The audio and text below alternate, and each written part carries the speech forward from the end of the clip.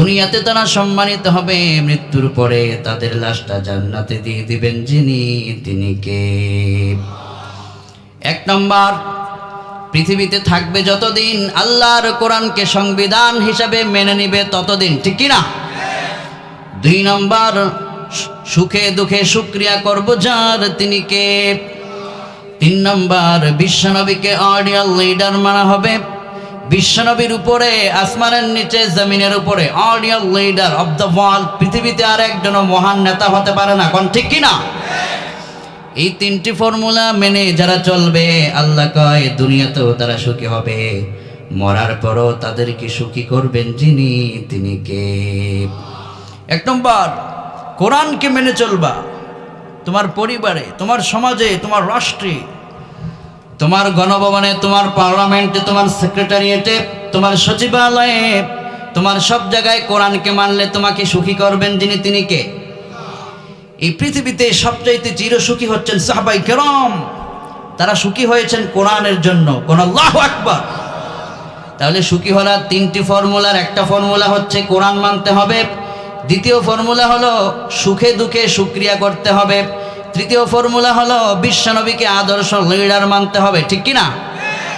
এবার আল্লাহ প্রথম ফর্মুলা সম্পর্কে কোরআনে কয়, والذين آمنوا وعملوا الصالحات وآمنوا بما نزل على محمد وهو الحق من ربهم كفر عنهم سيئاتهم وأصلح بالهم। ও কক্সবাজারের তাওহীদ জনতা, ও তরুণ যুবকেরা, আল্লাহ আসমান থেকে কয় ঈমান আনার পরে তোমাদের প্রথম কাজ হলো নেক আমল করা। নেক আমল করার পরে বিমা নুজিলা আলা মুহাম্মদ, বিশ্বনবীর উপরে আল্লাহ যেই কোরআন নাজিল করেছেন, এই কোরআনকে সত্যের মহাসনদ হিসাবে মেনে নেওয়া, সত্যের সংবিধান হিসাবে কোরআনকে মেনে নেওয়া। আমরা আল্লাহকে বললাম যদি আমরা এই কোরআনকে সত্যের মহাসংবিধান মেনে নিই তাহলে কি হবে? আল্লাহ বললেন কাফফারু আনহুম সাইয়্যাতিহিম ওয়া আসলাহা বালাহুম। এই কোরআনকে যারা সত্যের মহাসনদ মেনে নেবে, তাদের জীবনের গুনাহ যদি হয় আকাশচুম্বী, তাদের সমস্ত গুনাহগুলো ক্ষমা করবেন যিনি, তিনি কে? ওয়া আসলাহা বালাহুম, তাদের অবস্থাকে আল্লাহ পরিবর্তন করে দেবেন। তারা চিরসুখী হয়ে যাবে যদি কোরআনকে তারা রাষ্ট্রীয়ভাবে পার্লামেন্টে পৌঁছাতে পারে, কোন ঠিক কিনা? এই কোরআন এসেছে পৃথিবীর মানুষকে অন্ধকার থেকে আলোকিত জীবন দেওয়ার জন্যে। এই কোরআন এসেছে পথহারা মানুষকে পথের দিশা দেখাবার জন্যে। এই কোরআন এসেছে যে ব্যক্তি দুনিয়ার ভিতরে অশান্তির বেড়া জালে পড়ে আছে তাদেরকে শান্তির মহারাজ্যে পৌঁছে দিতে।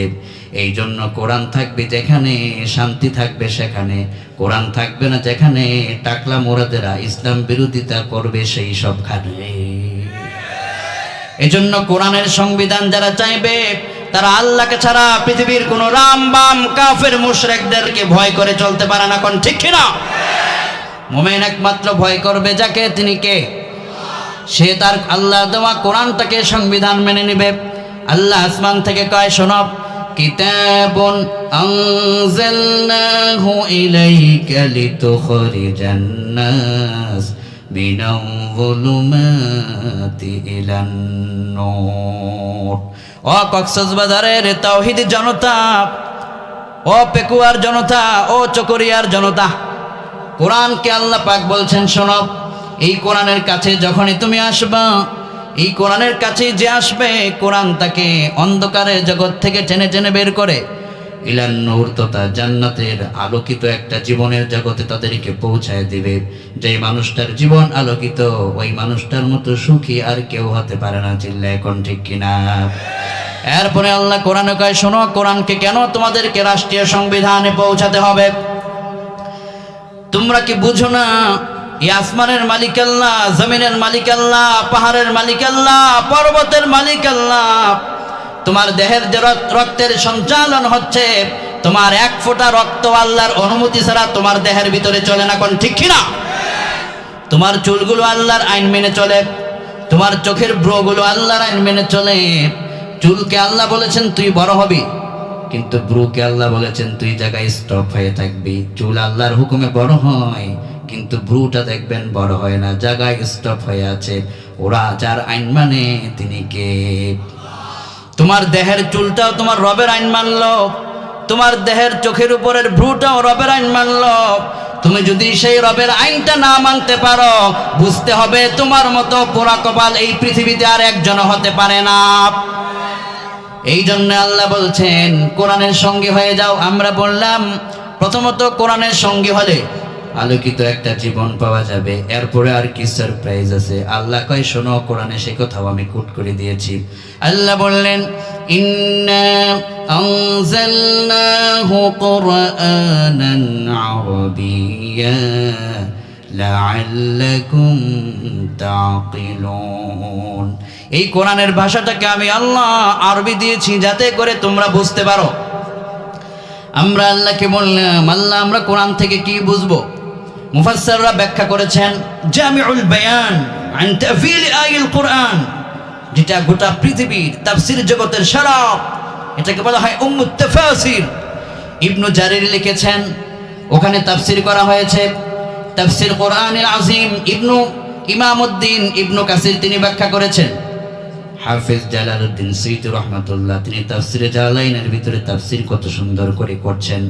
পৃথিবীর বাগা বাগা তাফসীর কারখানা তাদের তাফসীর গ্রন্থে লিখে, ও দুনিয়ার মানুষেরা কোরআন থেকে তোমরা কি বুঝবা? লাআল্লাকুম তাকিলুন। আল্লাহ বলছেন কোরআন বুঝার জন্য তোদের জন্য নাযিল করলাম আরবি ভাষায়। এটার অর্থটা কি হবে? ব্যাখ্যা করা হয়েছে লাআল্লাকুম তাকিলুন বিমানা তাফসীর আই লাআল্লাকুম তাফহামুনা হালালাহু ওয়া হারামাহু ওয়া আহকামাহু। এই কোরআনের ভিতরে আল্লাহ যেটা হালাল করেছেন ওইটাকে তোমরা দাঁত দিয়ে কামড়িয়ে ধরে মেনে চলবা, যেটাকে আল্লাহ হারাম করেছেন ওইটাকে বর্জন করবা। বাস সফল হওয়ার জন্য কোরআনটাই তোমার জন্য যথেষ্ট হয়ে যাবে। কোন সুবহানাল্লাহ। আমরা বললাম কোরআন মানলে যে সফল হওয়া যায়, এই এক্সাম্পল কোথায় আছে? আল্লাহ কয় আমার কোরআনের মধ্যেই আছে। আমরা বললাম রব সেই কথা আমরা জানতে চাই। আল্লাহ কোরআনে কয় ইযা কুরিআল কুরআনু ফাসতামিউ লাহু ওয়া আনসিতু লাআল্লাকুম তুরহামুন। ও দুনিয়ার তাওহীদ জনতা, যখন তোমাদের সামনে কোরআনের তাফসীর করা হয়, কোরআন যখন তোমাদের সামনে উপস্থাপন করা হয়, ফাসতামিউ লাহু, অত্যন্ত মনোযোগ দিয়ে তোমরা যখন শোনো। মনোযোগটা কিসের মাধ্যমে হয়? হৃদয় থেকে, মনের গহীন থেকে, রবের ভালোবাসা নিয়ে যখন তুমি কোরআনকে শুনলা, তোমার জন্য কি সারপ্রাইজ! আল্লাহ পাক বলছেন ইযা কুরিআল কুরআনু ফাসতামিউ লাহু ওয়া আনসিতু লাআল্লাকুম তুরহামুন। যখন মনোযোগ দিয়ে যুবক কোরআনটাকে তুমি শুনতে থাকলা, রব তোমার জন্য এত বড় সারপ্রাইজ রেখেছেন, তোমার মতো রহমত প্রাপ্ত আর সুখী বান্দা পৃথিবীতে আর একজন থাকবে না। কোন আল্লাহু আকবার। এটার প্রতি মনোযোগ দাও। এটা হচ্ছে তোমার জীবনকে সুন্দর করার জন্য মহৌষধ। এই কোরআনের উপরে শ্রেষ্ঠ বন্ধু পৃথিবীতে আর কিছুই হতে পারে না। এই কোরআন দুনিয়াতে তোমাকে আলোকিত করে, এই কোরআন পরকালে তোমার বন্ধু হয়ে যাবে। সাহাবায়ে কেরাম বললেন ইয়া রাসূলুল্লাহ কোরআন পরকালে কিভাবে বন্ধু হয়? বিশ্বনবী তিনি বলেছেন ইকরাউল কোরআন ফাইন্নাহু ইয়াতি ইয়াউমাল কিয়ামাহ শাফিআন লিআসহাবিহি। যখন একজন মানুষ আল্লাহর কোরআনের কাছে পৌঁছে যায়, কোরআনটাকে হাতে নিয়ে একটুকুন তেলাওয়াত করা শুরু করে দেয়, আর সে মনে করে কোরআনের মতো শ্রেষ্ঠ মহাসনদ পৃথিবীতে একটাও নাই। আল্লাহর প্রতি তার একটা ভালোবাসা বেড়ে যায়, আল্লাহর প্রতি সম্মান বেড়ে যায় যখন সে কোরআনটাকে পড়তে থাকে। বিশ্বনবী কয় এই লোকটা যেদিন মরে যাবে, এই লোকটা যেদিন কবরে চলে যাবে, এই লোকটা যেদিন আখেরাতে উঠে যাবে, মৃত্যু একদিন আমাদের হবে কিনা? হাত তুলেন। বিশ্বাস হয় না কার মৃত্যু হবে না?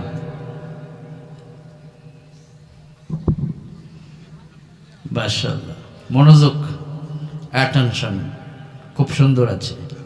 তার মানে সবাই মরবো, কোনো সন্দেহ নাই, ঠিক কিনা? বন্ধুকে এতিম করে চলে যায়, সন্তানকে এতিম করে মা চলে যায়, বাবা চলে যায়, স্ত্রীকে ফেলে রেখে স্বামী দৌড় মারে কবরের দিকে। যখন আল্লাহর পক্ষ থেকে ডাক আসে পৃথিবী ছেড়ে সবাইকে চলে যেতে হয়, এটাই হচ্ছে দুনিয়ার নিয়ম। আল্লাহর দেওয়া একটি গ্রেট এক্সাম্পল, কোন ঠিক কিনা? জানেন পৃথিবীতে প্রতি সেকেন্ডে 2 জন মানুষের মৃত্যু হয়, প্রতি ঘন্টায় 6,500 মানুষের মৃত্যু হয়, আর প্রতি বছর পৃথিবীতে 5 কোটির বেশি মানুষ মারা যায়। মেডিকেল সায়েন্টিস্টরা তারা গবেষণা করে বলেছেন এই পৃথিবীতে প্রতি সেকেন্ডে 2 জন মানুষের মৃত্যু হয়। মানে আমরা এখন যখন কথা বলেছি 1 সেকেন্ডের ভিতরে অলরেডি 2 জন মানুষের মৃত্যু হয়ে গিয়েছে। এখানে আমরা যারা আছি আমাদের মধ্য থেকে কেউ কি মরে গেছি? আমরা যে আল্লাহ যাদের মৃত্যু দিয়েছেন তাদের ভিতরেও আমাদের মৃত্যুটা আল্লাহ দিতে পারতেন কিনা? এই যে বাঁচিয়ে রেখেছেন, এটা আল্লাহর পক্ষ থেকে সর্বসেরা নিয়ামত। এই যে এখনো বেঁচে আছেন, এটা আল্লাহর পক্ষ থেকে বড় নিয়ামত। আল্লাহ চাইলে আপনাকে থাপা মেরে দুনিয়া থেকে নিয়ে যেতে পারতেন, সেই ক্ষমতা আমার রবের আছে না নাই? যেতে হবে, বাহাদুরি থাকবে না, অহংকার থাকবে না, ক্ষমতার বড়াই থাকবে না, সব মাটির সাথে মিশে যাবে। একমাত্র থেকে যাবেন যিনি, তিনি কে? এই জন্যে আল্লাহ কয় শোনো, বিশ্বনবী কয় ইকরাউল কোরআন, যারা কোরআন পড়ে ফাইন্নাহু ইয়াতি ইয়াউমাল কিয়ামাহ শাফিআন লিআসহাবিহি, যেদিন এই মানুষটা মরে যাবে আখিরাতে উঠে যাবে, উঠে যাবার পরে ওই যুবক বলবে হায় আফসোস, এই আখিরাতের ভিতরে তো আমার কোনো বন্ধুই আমার সাথী হলো না। দুনিয়ার বন্ধুরা আমারে সবাই ভুলে গেল, মা তো আমারে ভুলে গেল, আমার আপন প্রিয় বোনটাও আমাকে ভুলে গেল, বাবা আমাকে ভুলে গেল। আল্লাহ কোরআনে কয় ইয়াউমা ইয়াফিরুল মারউ মিন আখিহি ওয়া উম্মিহি ওয়া আবিহি ওয়া সাহিবাতিহি ওয়া বানিহি। সেদিন মা তার সন্তান দিগকে ভুলে যাবে, স্ত্রী তার স্বামীকে ভুলে যাবে, বন্ধু তার বন্ধুর সকল সম্পর্ক ছিন্ন করে দেবে। ওয়া তাকাত্তাআত বিহিমুল আসবাব, যেই সমস্ত নেতারা তাদের কর্মীদের হাতে অস্ত্র তুলে দিয়ে আল্লাহর কোরআনের পাখিদেরকে ডিস্টার্ব করেছিল, ওই সমস্ত নেতারাও সেদিন কোরআনের ওই কর্মীদেরকে, তাদের নিজস্ব কর্মীদেরকে ভুলে যাবে। নেতারা সেদিন কর্মীদেরকে বলবে তোদেরকে চিনি না, আর সেদিন কর্মী বলবে যদি দুনিয়াতে বুঝতাম তোমরা আমাদেরকে ভুলে যাবে, এমন পিছা মার্কা নেতা তোমাদেরকে মানতাম না। বিহুমুল আসবাব, সব সম্পর্ক ছিন্ন হবে, ভুলে যাবে সবাই তোমাকে। সেদিন যখন একাকিত্ব মানুষ, আরে কে বাঁচাবে, কে বাঁচাবে, এরকম একটা অবস্থা যখন সৃষ্টি হবে, নূরের একটা আলো তার সামনে দাঁড়িয়ে গিয়ে গোটা ময়দানকে আলোকিত করে দেবে। কোন আল্লাহু আকবার। সেদিন ওই লোকটা বলবে এই নূরের আলো কোত্থেকে এলো? তখন নূরের আলো থেকে জবাব চলে আসবে, দুনিয়ার ভিতরে তুমি একটা গ্রন্থকে সংবিধান হিসেবে মেনে নিয়েছিলে, একটা গ্রন্থকে সম্মান করেছিলে, যেই কোরআনকে তুমি বেশি সম্মান করতে, আমি সেই আল্লাহর কোরআন তোমার পক্ষে সুপারিশ করার জন্য দাঁড়িয়ে গিয়েছি। সুবহানাল্লাহ। কোরআন দাঁড়িয়ে যাবে, সে সময়টা কি আনন্দের না হবে। এবার কোরআন রব্বুল আলামিনের দরবারে বলবেন, ও আল্লাহ, আপনার নবীর পবিত্র জবানে বলেছিলেন ফাইন্নাহু ইয়াতি ইয়াউমাল কিয়ামা শাফিআন লিআসহাবিহি, কোরআন সুপারিশ করলে আপনি মঞ্জুর করবেন আর ওই লোককে জান্নাত দিবেন, আপনার ওয়াদা। ও আল্লাহ, কক্সবাজার চকরিয়াতে ওই মানুষগুলো আপনার কোরআনকে বেশি সম্মান করেছিল, কোরআনকে ভালোবেসেছিল।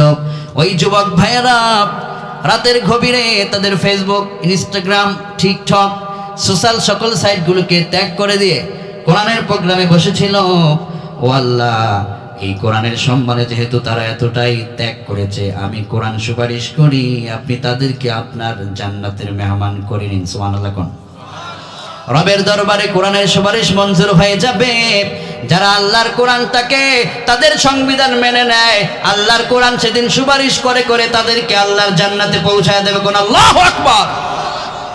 এই জন্য কোরআনের সঙ্গে সম্পর্ক রাখলে এটা চিরদিন টিকে থাকবে, বাকি সম্পর্ক সব ছিন্ন হয়ে যাবে, মাটির সঙ্গে সবকিছু মিশে যাবে।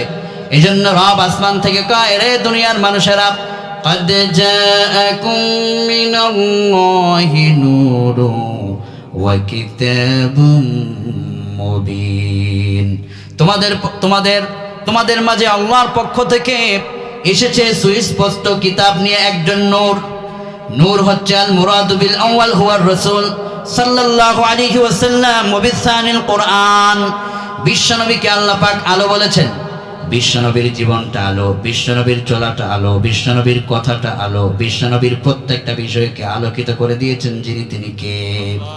ফাকানা লা ইয়ারা রুইয়া ইল্লা জাআত মিসলা ফালাকিস সুবহ। What he dreamed in the night was disclosed as like as the light of day. বিশ্বনবীর এতটা পাওয়ার ছিল, রাতে যখন ঘুমের গভীরে তিনি স্বপ্ন দেখতেন, দিনের বেলায় স্বপ্নটা গোটা দুনিয়ার মানুষকে, তাদের জীবনটাকে আলোকিত একটা জীবনে রূপান্তরিত করে দিত। কোন আল্লাহু আকবার। তার ছোট্ট একটা স্বপ্ন মানুষকে আলোকিত করে দিত।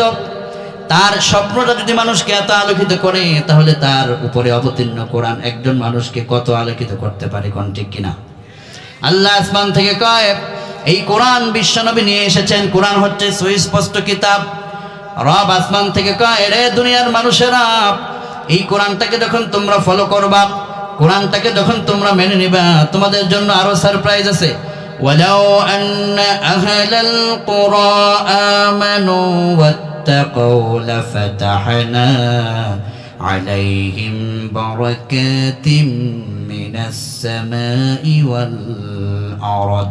ও জনপদের মানুষেরা, হাকার আর হাকার, শান্তি নাই আর শান্তি নাই, এই বলে বলে যারা পথ অতিক্রম করছ, আল্লাহ কয় যখন তোমাদের মধ্যে ইমানের সম্পদ দেখবো আর তাকওয়া নিয়ে তোমরা কোরআনকে সংবিধান নিয়ে সামনে এগিয়ে যাবে, তাকওয়াবান যারা, তারা শুধুমাত্র আল্লাহর কোরআনকেই সবার উপরে রাখতে চায়, কোরআনকেই তারা প্রাধান্য দেয়। রব আসমান থেকে কয়, যখন একজন মানুষ ইমানের সাথে তাকওয়া অবলম্বন করে, কোরআনকে তারা সম্মান করে নেয়, লাফাতাহনা আলাইহিম বারাকাতিম মিনাস সামাই ওয়াল আরদ। যারা আল্লাহর কোরআনকে একযোগে মেনে নেয়, আল্লাহর ওয়াদা, আসমান ফেরে আল্লাহ কোটি কোটি রহমতের দরওয়াজা তাদের জন্য খুলে দিবে। কোন আল্লাহু আকবার। এই মাটির জমিনের যত রহমতের দরওয়াজা আছে, রহমতের ভান্ডারগুলো তাদের জন্য আল্লাহ খুলে দিবেন। শর্ত হচ্ছে দুনিয়ার মানুষেরা, কোরআনকে তোমরা তোমাদের জাতীয় সংবিধান হিসেবে মেনে নাও, কোরআনকে সম্মান করবে যারা, চির সুখী জীবন পেয়ে যাবে তারা, কোন ঠিক কিনা? এই জন্য এই কোরআনের জন্য সাহাবাই কেরাম জীবন দেওয়ার জন্য প্রস্তুত ছিলেন।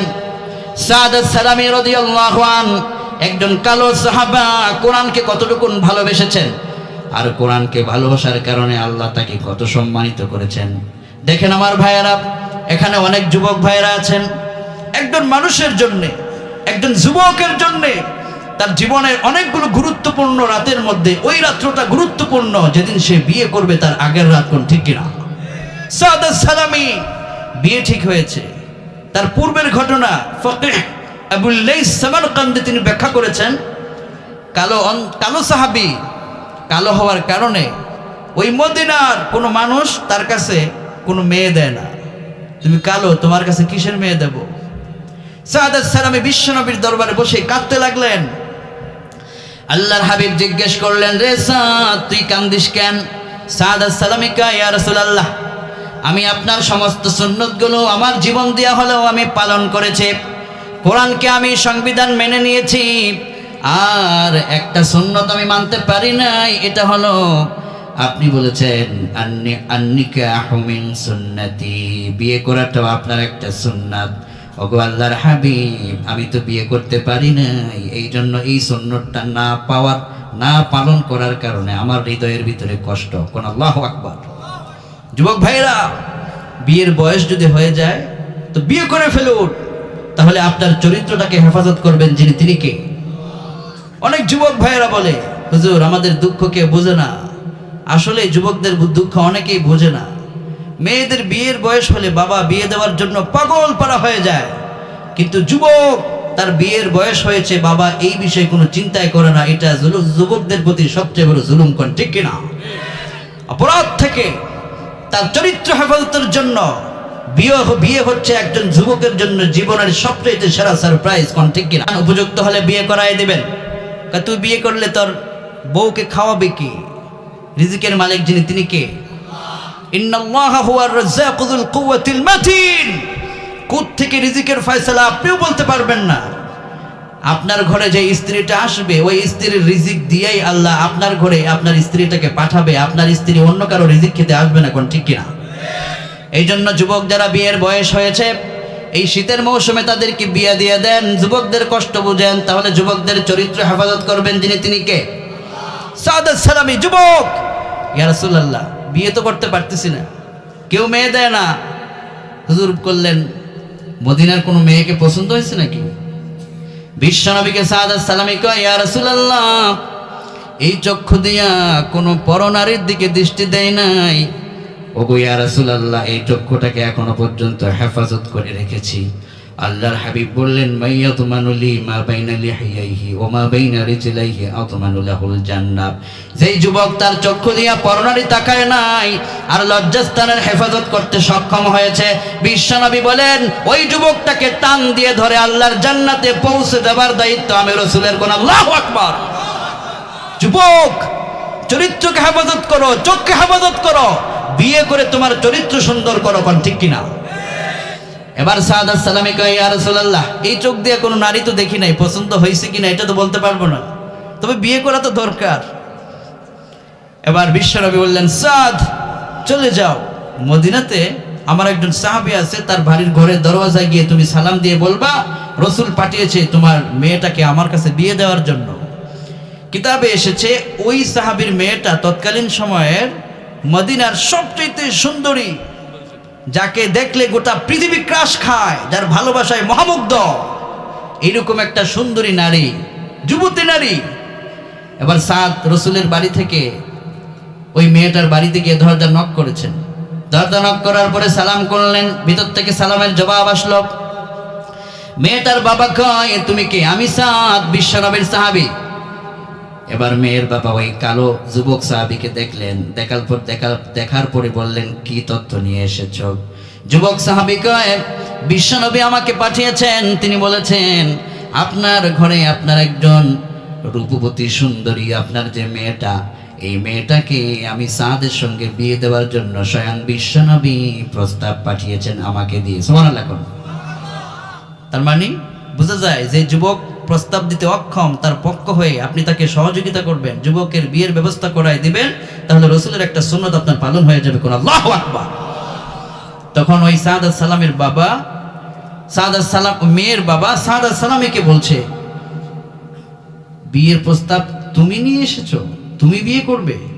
একবার মেয়ের দিকে ভিতরে তাকায়, একবার সাদাত সালামের চেহারার দিকে তাকায়। কেননা বাবাদের প্রত্যেকেরই একটা ইচ্ছা থাকে, আমার এই মেয়েটা একটা ভালো সুন্দর যুবক, এরকম একটা যুবক দেখে বিয়ে দেয়, এটা বাবাদের চাহিদা। কিন্তু এখনকার চাহিদাটা একটু ভিন্ন হয়ে গিয়েছে। হ্যাঁ, এখনকার চাহিদা হচ্ছে কালো সুন্দর, এটা যাচাই করে না, বরং যে যুবকের বেশি টাকা আছে ওই যদি দাঁড়িয়ে পেশাব করে তার কাছে মেয়ে বিয়ে দেয়, কোন ঠিক কিনা? ও যদি কোরআন বিরোধী হয়, ওর টাকা পয়সার দিকে তাকাইয়া ওর কাছে বিয়ে দিয়ে দেয়, কয়দিন পরে 3 মাস পরে বিয়ে ফুটুস, এরকম আছে না নাই? এজন্য টাকার কাছে নয়, বরং সৎ, যোগ্য, আদর্শ একজন যুবকের কাছে আপনার মেয়েকে হস্তান্তর করুন, যে যুবক ছেলেটা তার জীবন দিয়ে হলো আপনার মেয়েকে ভালোবাসবে, কোন ঠিক কিনা? সাদাত সালামের চেহারার দিকে তাকিয়ে বাবা কয়, তোমার কাছে বিয়ে দেব? চলে যাও, হবে না, পছন্দ হয় নাই। সাদাত সালামী রাসূলের বাড়িতে চলে গিয়েছেন। বিশ্বনবী বললেন, সাদ কি খবর আনলা? সাদ কয়, ইয়া রাসূলুল্লাহ আপনার কথা কইলাম, কিন্তু ওই মেয়ের বাবা তো আমার পছন্দ করলো না। কি কারণে পছন্দ করে নাই? কয়, আমি নাকি কালা, আমি কালো। ইয়া রাসূলুল্লাহ আল্লাহ তো আমাকে বানিয়েছে, এজন্য কালো যদি কেউ হয় তাকে ঘৃণা করতে নেই, কারণ সেও আল্লাহ পাকের সৃষ্টিকর, ঠিক কিনা? আল্লাহ তাকে ভালোবেসে বানিয়েছেন, আল্লাহ তাকে ভালোবেসে রং দিয়েছেন, তুমি তাকে হিংসা করার তুমি কে, কোন ঠিক কিনা? বরং সবাইকে হৃদয়ের মধ্যে আঁকলে রাখাটাই হচ্ছে আমার প্রিয় রাসূলের ভালোবাসার তরিকা, কোন ঠিক কিনা? এখন ওই সাদাত সালামী কালো মানুষ বিশ্বনবীর কাছে যখন এই কথা বললেন, বিশ্বনবী বললেন, চুপ থাকো। ওই ঘরের ভিতরে সাদাত সালামী এবং মেয়ের বাবা যে কথা বলছিলেন, এই কথাটা মেয়েটা নিজে শুনেছেন। ও যুবতী বোনেরা, যুবতী বোনেরা, কেমন ধরনের ছেলে তুমি খুঁজো, শোনো এখান থেকে, সুখী ছেলে কারা পৃথিবীতে? মেয়েটা বলছে, বাবা কে এসেছে? মেয়ের বাবা কয়, বিশ্বনবীর দরবার থেকে তোমার ব্যাপারে তোমার সঙ্গে একজন সাহাবীর বিয়ের প্রস্তাব স্বয়ং বিশ্বনবী পাঠিয়েছেন। মেয়েটা কয়, বাবা আপনি তার জবাব কি দিয়েছেন? বাবা কয়, ও গো আমার কলিজার টুকরা মেয়ে, তোমার সাথে ওই ছেলের যায় না, এই জন্য ছেলেটাকে আমি ফিরিয়ে দিয়েছি। মেয়ে তখন দূর থেকে বলে ইয়া আবাতা আন-নাজাত আন-নাজাত সালাসা মাররাত, তিনবার বলছেন, হে আমার পিতা, আপনি রাসূলের পক্ষ থেকে পাঠানো একজন বরকে পাঠিয়ে দিয়ে আল্লাহর জাহান্নামটা আপনার জন্য ওয়াজিব করেছেন, জান্নাত থেকে আপনার জীবনটাকে মুছে দিয়েছেন। যদি জান্নাত পেতে চান তো রাসূলের পক্ষ থেকে পাঠানো বর, রাসূলের পক্ষ থেকে পাঠানো ছেলে হতে পারে সেটা কালা, রাসূল পছন্দ করেছেন, এর চাইতে উত্তম স্বামী পৃথিবীতে আর কেউ হতে পারে না। আমি সেই কালোটাকে আমার রাসূলের ভালোবাসায় বিয়ে করবো। কোন সুবহানাল্লাহ।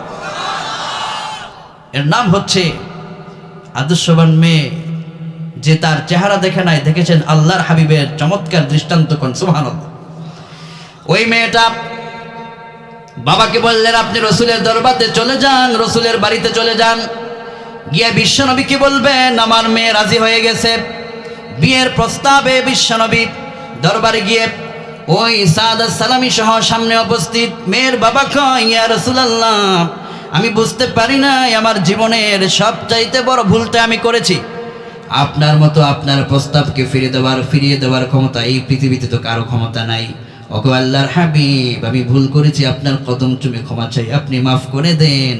আর আমার মেয়েটাকে আপনার কালো সাহাবীর সঙ্গে বিয়ে দেওয়ার জন্য আমি প্রস্তুত। সুবহানাল্লাহ। কোন বিশ্বনবী সাদকে বললেন, মরণ আছে? সাদকে, হুজুর আপনি তো জানেন আমার কাছে কিছুই নাই, কি দিব আমি তো জিহাদের জন্য আমার অস্ত্রই কিনতে পারি না, আর মহারণার জন্য কি দিব? কিছুই নাই। বিশ্বনবী বিভিন্ন সাহাবায়ে কেরামদের কাছ থেকে মহারণার বিভিন্ন অঙ্ক তিনি নির্ধারণ করে তার মহারণা নির্ধারণ করলেন। অতঃপর বললেন, তোমার বিয়ে হবে, আর তুমি এই টাকা পয়সা নিয়ে মদিনার বাজারে যাও, বাজারে যাওয়ার পরে তুমি তোমার নিজের পছন্দ মতো তুমি তোমার জন্য তুমি কিছু ক্রয় করবে, যার সাথে বিয়ে হবে তোমার প্রিয় তোমার জন্য কিছু কিনে নিয়ে আসো। সুবহানাল্লাহ। কোন এর চেয়ে আনন্দ আর কি আছে? যেদিন আপনার বিয়ে হবে তার আগের দিন আপনি মার্কেটে যাচ্ছেন, নিজের জন্য আপনি কিনবেন, আপনার প্রিয়তমা তার জন্য আপনি কিনবেন, একদিন পরেই তো তার সঙ্গে আপনার বিয়ে হতে যাচ্ছে। কি আনন্দ, কি ফুর্তি! এখন এই সময়টার যুবকদের কি আনন্দ! যারা বিয়ে করেছে তারা বুঝবে, যারা বিয়ে করে নাই তারা আফসোস করে কয়, কি করলাম, বিয়ে তো করতে পারলাম না। আফসোস করে লাভ নাই, ইনশাআল্লাহ বিয়ের দিন এটা বুঝতে পারবেন। আল্লাহ আপনাদেরকে সুন্নত তরিকায় বিয়ে করার তৌফিক দান করুক, আমিন বলেন। ওই সাদাত সালামী বাজার থেকে হাদিসে এসেছে, করিরুল আইন, আহারে সাহাবী হতে পারে গরিব, কিন্তু তার নজর, তার হৃদয় এত বড়, এমন এমন জিনিসগুলো সে তার প্রিয়তমার জন্য পছন্দ করতে লাগছিল। করিরুল আইন, যে জিনিসের দিকে তাকালে চক্ষু ফেরানো যায় না, সবাই ক্রাশ খায়। কোন আল্লাহু আকবার। প্রিয়তমার জন্য ভালো কিছু কিনবেন, যারা বিয়ে করেছেন স্ত্রীর জন্য পছন্দের সবচাইতে বড় পছন্দের জিনিসটা কিনবেন, তাহলে আপনার প্রিয়তমা আপনার স্ত্রী ওই সুন্দর পছন্দের জিনিসটা দেখে যে মুস্কি হাসি মারবে, আপনার আমলনামার ভিতরে সৎকার সওয়াব দিয়ে দিবেন যিনি, তিনি কে? এজন্য প্রিয়তমার জন্য কিনবেন। সাদাত সালামী করিরুল আইন, সুন্দর জিনিসগুলো তিনি দেখে ক্রয় করতে লাগলেন। এমন সময় দূর থেকে বলা হলো, আন-নাফির আন-নাফির বিমানাত তাফসীর হাইয়া আলাল জিহাদ। কে কোথায় আছো? জিহাদের ডাক পড়ে গেছে। বিশ্বনবী জিহাদের ডাক পড়ে গেছে। কোরআনকে তারা কি সম্মান করতেন দেখেন। সাদাত সালামী মার্কেট করতে লাগলেন মদিনার বাজারের ভিতরে। এমন সময় শুনতে লাগলেন বিশ্বনবী জিহাদের ময়দানে চলে গেছেন, জিহাদ ফি সাবিলিল্লাহর ডাক চলে এসেছে। এবার সাদাত সালামী আসমানের দিকে তাকায় কয়, রব্বুল আলামিন, আগামী দিন বিশ্ব নবী নিজে আমার বিয়ে পড়াবেন, আর নবীজি আমাকে আজকে বিদায় দিয়েছেন, আমাকে অনুমতিও দিয়েছেন আমি যেন মার্কেট করে আগামী দিন বিয়ের সাজে যখন আমি বসতে পারি। কিন্তু যখন আমি শুনতে পেলাম আল্লাহর কোরআন প্রতিষ্ঠার জন্য জিহাদের ময়দানে ডাক দেওয়া হয়েছে, আমি আমার সিদ্ধান্তকে পরিবর্তন করে নিলাম। যেই পয়সা দিয়ে আমি আমার নিজের জন্য জিনিস কিনবো, জিনিসটা মাত্র দেখতে লাগলাম, আমি আমার সিদ্ধান্তকে পরিবর্তন করলাম, আমি আজকে জিনিস না কিনে আমি মদিনার বাজার থেকে জিহাদের জন্য তরবারি কিনবো। কোন সুবহানাল্লাহ। তরবারি কিনলেন পয়সা দিয়া, জিহাদের সরঞ্জামাদি ক্রয় করে তিনি যুদ্ধের ময়দানের দিকে ধাপিয়ে পড়ে। এমন সময় জিহাদের ময়দানে গিয়ে তিনি কাফেরদেরকে খতম করলেন। অনেকগুলো কাফেরদেরকে খতম করার পরে তিনি নিজে শহীদ হয়ে গেলেন। যুবক সাহাবী, কালকে তার বিয়ের অনুষ্ঠান, আর আজকে তিনি আল্লাহর কোরআনের জন্য, আল্লাহর জন্য, বিশ্বনবীর জন্য জীবন দেয়। জিহাদ যখন শেষ হয়ে যায়, সাহাবায়ে কেরাম বললেন, ইয়া রাসূলুল্লাহ, আপনার ওই সাহাবী যার বিয়ে পড়ানোর কথা আপনি বলছিলেন, আর তাকে বলছিলেন তোমার ছুটি, তোমার জিহাদের জন্য ছুটি দিলাম, তুমি তোমার মন মতো বিয়ের প্রস্তুতি নাও, কিন্তু সে বিয়ের প্রস্তুতি নেয় নাই। ওগো নবীজি, আপনার কথা যখন শুনলো, জিহাদের কথা, কোরআন প্রতিষ্ঠার জন্য সে সকল কিছু ত্যাগ করে সে আল্লাহর জন্য জীবনটাকে কুরবান করে দিয়েছে। আল্লাহর হাবিব সাদাত সালামীর জন্য তিনি অপেক্ষা করতে লাগলেন। সাদাত সালামীর জন্য অপেক্ষা করতে ইতিমধ্যেই বিশ্বনবী সাহাবায়ে কেরামদের সামনে তিনি সাদাত সালামীর মৃত্যুর খবরটা শুনে একটুকুন তিনি কান্না করলেন। যেহেতু এরকম একটা দৃষ্টান্ত, রসুলের তো কান্না আসতেই পারে, মায়া তো লাগতেই পারে। যেই সাহাবিটার বিয়ে রসুল নিজে ব্যবস্থা করেছেন, মদিনার ভিতরে কেউ মেয়ে দেয় না, 6 মাস পর্যন্ত তিনি বিয়ের জন্য ঘুরেছেন, কেউ মেয়ে দেয় না। এক সময় মেয়েটা রাজি হলো, আগামী দিন বিয়ে হবে, আর এই সময় তিনি জীবনটা দিয়ে দিলেন। রসুলের মায়া লেগে গেল। বিশ্বনবী তিনি কাঁদলেন, কাদার পরে একটু পরে আবার বিশ্বনবী মুস্কি হাসলেন। সুবহানাল্লাহ। কোন ফাতাহাকান নবী সাল্লাল্লাহু আলাইহি ওয়াসাল্লাম। সাহাবায়ে কেরাম বললেন, হুজুর আপনি কাঁদলেন তার মায়া বুঝলাম, কিন্তু আপনি হাসতেছেন কেন? কি এখানে কি তাহকিক আছে?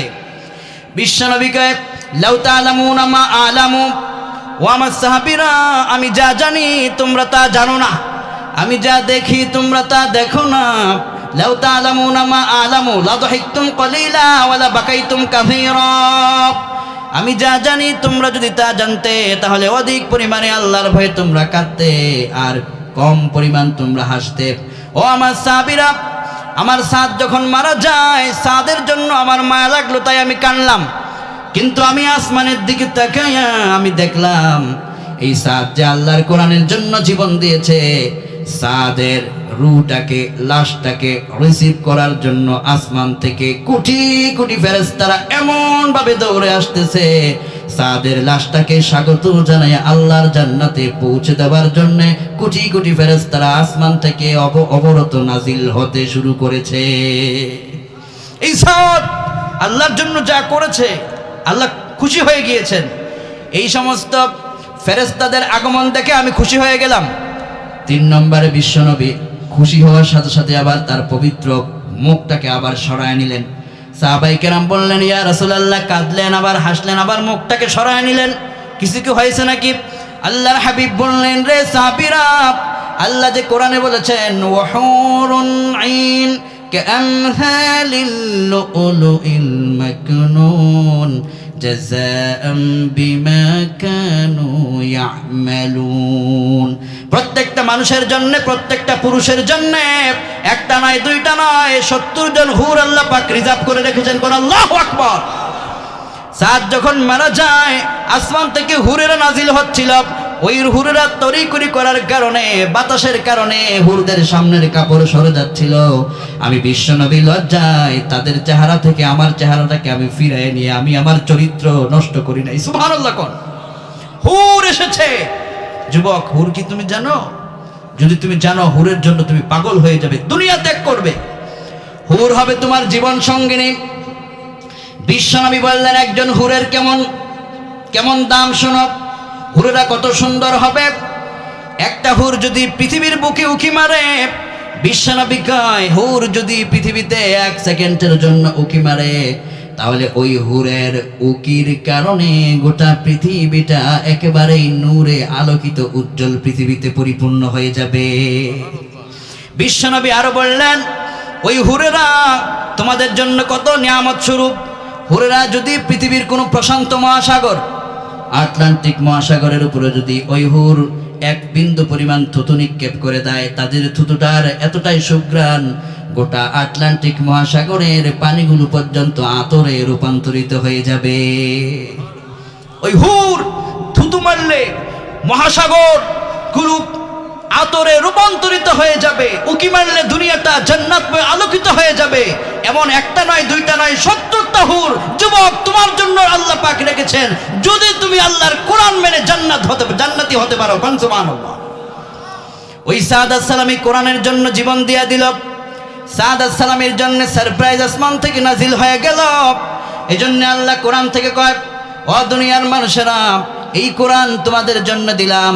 এই কোরআনটা যখন তোমরা শুনবা, দুনিয়ার ভিতরে তোমাদের ঈমানটাকে হযরতে ওমরের মতো বাড়িয়ে দিবেন যিনি, তিনি কে? আল্লাহ আসমান থেকে কয়, ইন্নামাল মুমিনুনা আল্লাযীনা ইযা যুকিরাল্লাহ ওয়াজিলাত কুলুবুহুম ওয়া ইযা তুলিয়াত আলাইহিম আয়াতুহু যাদাতুহুম ঈমানা ওয়া আলা রাব্বিহিম ইয়াতাওয়াক্কালুন। সুবহানাল্লাহ পড়েন। এই যে আমার ভাই পড়ছে আমার সাথে, কি ভালো লাগছে। স্টেজে এরকম শিক্ষিত তাফসীর বুঝার মতো লোক থাকলে মজা আল্লাহ আসমান থেকে আলাদা দেয়। সুবহানাল্লাহ কোন। আপনারা আমার সাথে সাথে কোরআন পড়েছেন, আমি দেখেছি এখানে অনেক শিক্ষিত পার্সনরা বসে আছে, আলহামদুলিল্লাহ। আল্লাহ কয়, ইযা যুকিরাল্লাহু ওয়াজিলাত কুলুবুহুম, আল্লাহর নাম শোনা মাত্রই যাদের হৃদয়টা আল্লাহর ভয়ে কেঁপে ওঠে, ওরা দুর্বল মার্কা মুসলমান নয়, বরং ওয়াজিলাত কুলুবুহুম ওয়া ইযা তুলিয়াত আলাইহিম আয়াতুহু যাদাতুহুম ঈমানা, যখন তারা আল্লাহর জন্য কোরআন শোনে তাদের ঈমানটাকে আমি আল্লাহ জিরো পর্যায় থেকে তাদেরকে আমি ঈমানের জগতে হিরো বানায় দেই। সুবহানাল্লাহ কোন। এজন্য যুবক ভাইয়েরা, বিশ্বনবী কোরআনের সঙ্গে যারাই থাকবে তাদের সম্মান আল্লাহ বাড়ায় দেয়, আর কোরআনের সঙ্গে নাফরমানি করলে তাদের অস্তিত্ব পৃথিবীর বুকে টিকে থাকে না। যুগে যুগে কালে কালে আমরা দেখতে পেয়েছি আল্লাহর কোরআন এমন মহিমান্বিত কোরআন, এই কোরআনের সঙ্গে সবাই থেকে আমরা শান্তি পেতে চাই। আল্লাহ তুমি আমাদেরকে কবুল করো বলি আমিন। কিন্তু কোরআনের শিক্ষার বাহিরে এখন কিছু শিক্ষা বের হয়েছে, আমাদের স্টুডেন্টদেরকে প্যাক শেখানো হচ্ছে আমাদের সন্তানদের চরিত্রকে নষ্ট করার জন্য, ইসলামী শিক্ষা সমাজ থেকে নির্মূল করার জন্য। এর আগে ডারউইনের মতবাদকে প্রতিষ্ঠার জন্য গেল বছর খুব চক্রান্ত করা হয়েছিল। এদেশের যুবকেরা প্রতিবাদ করার পরে ওই নাস্তিক্য মতবাদকে তারা প্রতিষ্ঠা করতে পারে নাই। এবারও যদি এই নতুন বছরে যদি আল্লাহর কোরআনের শিক্ষার উপর হাত দেওয়া হয়, কক্সবাজারের তাওহীদি জনতা সহ কোটি জনতা রেগে উঠবে, ফেসে উঠবে। আল্লাহর কোরআনের বাহিরে আল্লাহর কোরআনের অপমান হবে, এরকম কোন শিক্ষানীতি বাংলার জনগণ মেনে নেয়নি, ভবিষ্যতেও মেনে নেবে না। কোন ঠিক কিনা? বরং দুনিয়ার সবচাইতে সেরা শিক্ষার নাম হলো আল্লাহ পাকের কোরআন। রাসূল নিজে বলেছেন, বিশ্বনবী বলেছেন, সহিহ বুখারী জিলদ সানি 2য় খণ্ড 752 পৃষ্ঠার বর্ণনা, আন উসমান রাদিয়াল্লাহু আনহু قال قال رسول الله صلى الله عليه وسلم خيركم من تعلم القرآن وعلمه। ও দুনিয়ার মানুষেরা, এই দুনিয়ার ভিতরে তোমরা শ্রেষ্ঠ কাদেরকে মনে করো? টাকা থাকলেই শ্রেষ্ঠ পৃথিবীর মানুষ হতে পারে না, রাজত্ব থাকলেই শ্রেষ্ঠ হতে পারে না, বড় বড় ডিগ্রি নিয়ে বসে থাকলে শ্রেষ্ঠ হতে পারে না, দুবাই বুর্জ আর খলিফার মালিক হলেই শ্রেষ্ঠ হতে পারবে না, মক্কার রয়্যাল ক্লক টাওয়ারের মালিক হলেই শ্রেষ্ঠ হতে পারবে না। বরং ওই মানুষটার হৃদয়ে যদি আল্লাহর কোরআনের ছোঁয়া ঢুকে যায়, এই মানুষটা হয়ে যাবে পৃথিবীর বুকে সর্বসেরা। সুবহানাল্লাহ কোন। আর যে ব্যক্তি আল্লাহর কোরআন শিখবে, কোরআন শিখাবে, উভয় জাতিটাই, উভয় লোকটাই হচ্ছে আল্লাহ পাকের কাছে সবার সেরা। কোন সুবহানাল্লাহ। আমরা আমাদের সন্তানদেরকে সবার সেরা হোক, এটা আমরা চাই। আর যুবক ভাইয়েরা, আপনারা যারা আছেন এখনো পর্যন্ত আপনাদের জীবন মাত্র শুরু হয়েছে, আল্লাহর কোরআনকে ভালোবাসুন। কোরআনের শিক্ষায় শিক্ষিত একটা জাতি উপহার দেওয়ার জন্য আমাদের চেষ্টা করার দরকার আছে না নাই? কোরআন যদি না থাকে ওই জাতিটা হবে পাঠা ছাগলের মতো, ঠিক কিনা? কোন একটা ছোট্ট উদাহরণ দিয়ে আপনি বুঝবেন। আমরা শুনেছিলাম অনেক আগে বাদশাহ আকবরের কথা, সম্রাট আকবরের কথা শোনেন নাই সবাই? সম্রাট আকবর তিনি তার নিজের খরচে তিনি কোরআন শিখাতেন যুবকদেরকে, আলেম ওলামাদেরকে নিজের খরচে পয়সা দিতেন আলেমদেরকে। তো ওনার মা একদিন বললেন, সম্রাট তুই তো বেশি দিন রাজত্ব থাকবে, রাজত্ব চিরকাল থাকবে এটা তো না, বরং একদিন রাজত্ব চলে যেতে পারে। সেদিন চলবে কিভাবে যদি এই টাকা পয়সা সব হুজুরদেরকে দিয়ে দেস? কিভাবে চলবে রাজত্ব চলে গেলে? সম্রাট আকবর কয়, মা আমি যে টাকা দিয়ে কোরআন শিখাই, এটা কেন শিখাই আর আমার টাকা থাকবে কি থাকবে না এটার উত্তর দিতে হলে আপনাকে আমার সঙ্গে আমাদের ছাগলের পালে যেতে হবে। ছাগলের পাল আছে, ওখানে যেতে হবে। সম্রাট আকবর কয়, মা চলুন। মা বলছে, তোমাকে প্রশ্ন করলাম কি, তুমি আমাকে ছাগলের পালে কেন নিয়ে যেতে চাচ্ছ? মা, ওখানে গেলে পুরো বিষয়টা আমি বুঝাতে পারবো, বলে বুঝাতে পারবো না। সম্রাট আকবরের কথায় মা ছাগলের পালে সন্তানের সঙ্গে চলে গেলেন। অতঃপর ছাগলের পালে যাওয়ার পরে সম্রাট আকবর 3টা ছাগলকে আলাদা করলেন। আলাদা করার পরে বললেন, ও মা, এই ছাগলগুলোকে আমি খুব মায়া করে আমার তত্ত্বাবধানে এগুলোকে আমি খাওয়াই, এগুলোকে আমি বড় করেছি। এই যে ছাগলটা দেখতে পাচ্ছেন এটা হলো মা, আর এখানে যে 2টা দেখতে পাচ্ছেন এই মায়ের গর্ভ থেকে এসেছে। একটা হলো ছাগি আর একটা হচ্ছে পাঠা। ও আমার মা, এখন আমি এই মায়ের সামনে এই মায়ের পেট থেকে আসা 2টা বাচ্চাকে আমি ছেড়ে দেব, দেখবেন আপনি এই তাদের দৃষ্টান্ত কি হয়। মা চেয়ে থাকলেন। এমন সময় ওই মায়ের উপরে যেই পাঠা ছাগল ওইটা উপরে উঠে গিয়ে জিনা করা শুরু করলো। মা কয়, বাবা এটা আমাকে তুমি কি দেখাচ্ছ? এটাই কি তোমার উত্তর? সম্রাট আকবর কয়, মা, এই মায়ের পেট থেকে এই পাঠা ছাগলটা আসছে, সে নিজের মায়ের উপরে জিনা করার জন্য উঠলো, কি কারণে? আকবরের মা কয়, ওর তো আর তোমার আমার মতো আকল নাই, জ্ঞান নাই, বুঝ নাই, এজন্য সে তার মায়ের উপরে উঠেছে, তার কোনো সেই বুঝ নাই, এজন্য সে উঠেছে। সম্রাট আকবর কয়, মা, এই জাতিকে আমি কেন কোরআন শিক্ষা দিচ্ছি শুনে রাখুন।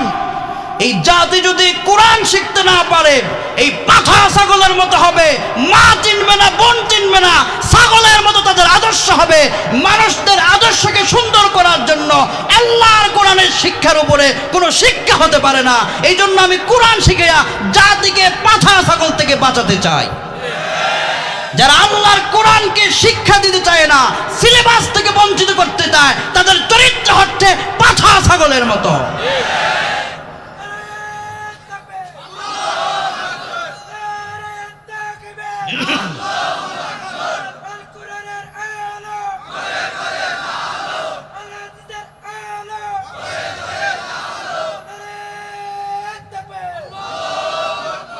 তাহলে কোরআনের শিক্ষায় শিক্ষিত হবে যে জাতি, এই জাতির অগ্রগতি ঠেকাবার ক্ষমতা পৃথিবীর কারো থাকবে না। যুগে যুগে দেখেছেন ওমরের শাসন, দেখেছেন আপনারা ওমর বিন খাত্তাবের শাসন রাদিয়াল্লাহু আনহু, তার শাসন আমলে তিনি গোটা পৃথিবীর অর্ধজাহানের বাদশা থাকা সত্ত্বেও রাতে তিনি ঘুমাতেন একটা ছোট্ট এরকম কুড়ে ঘরের ভিতরে, যেখান থেকে রাতের কুয়াশা তার ঘরের ভিতরে পড়ে যেত।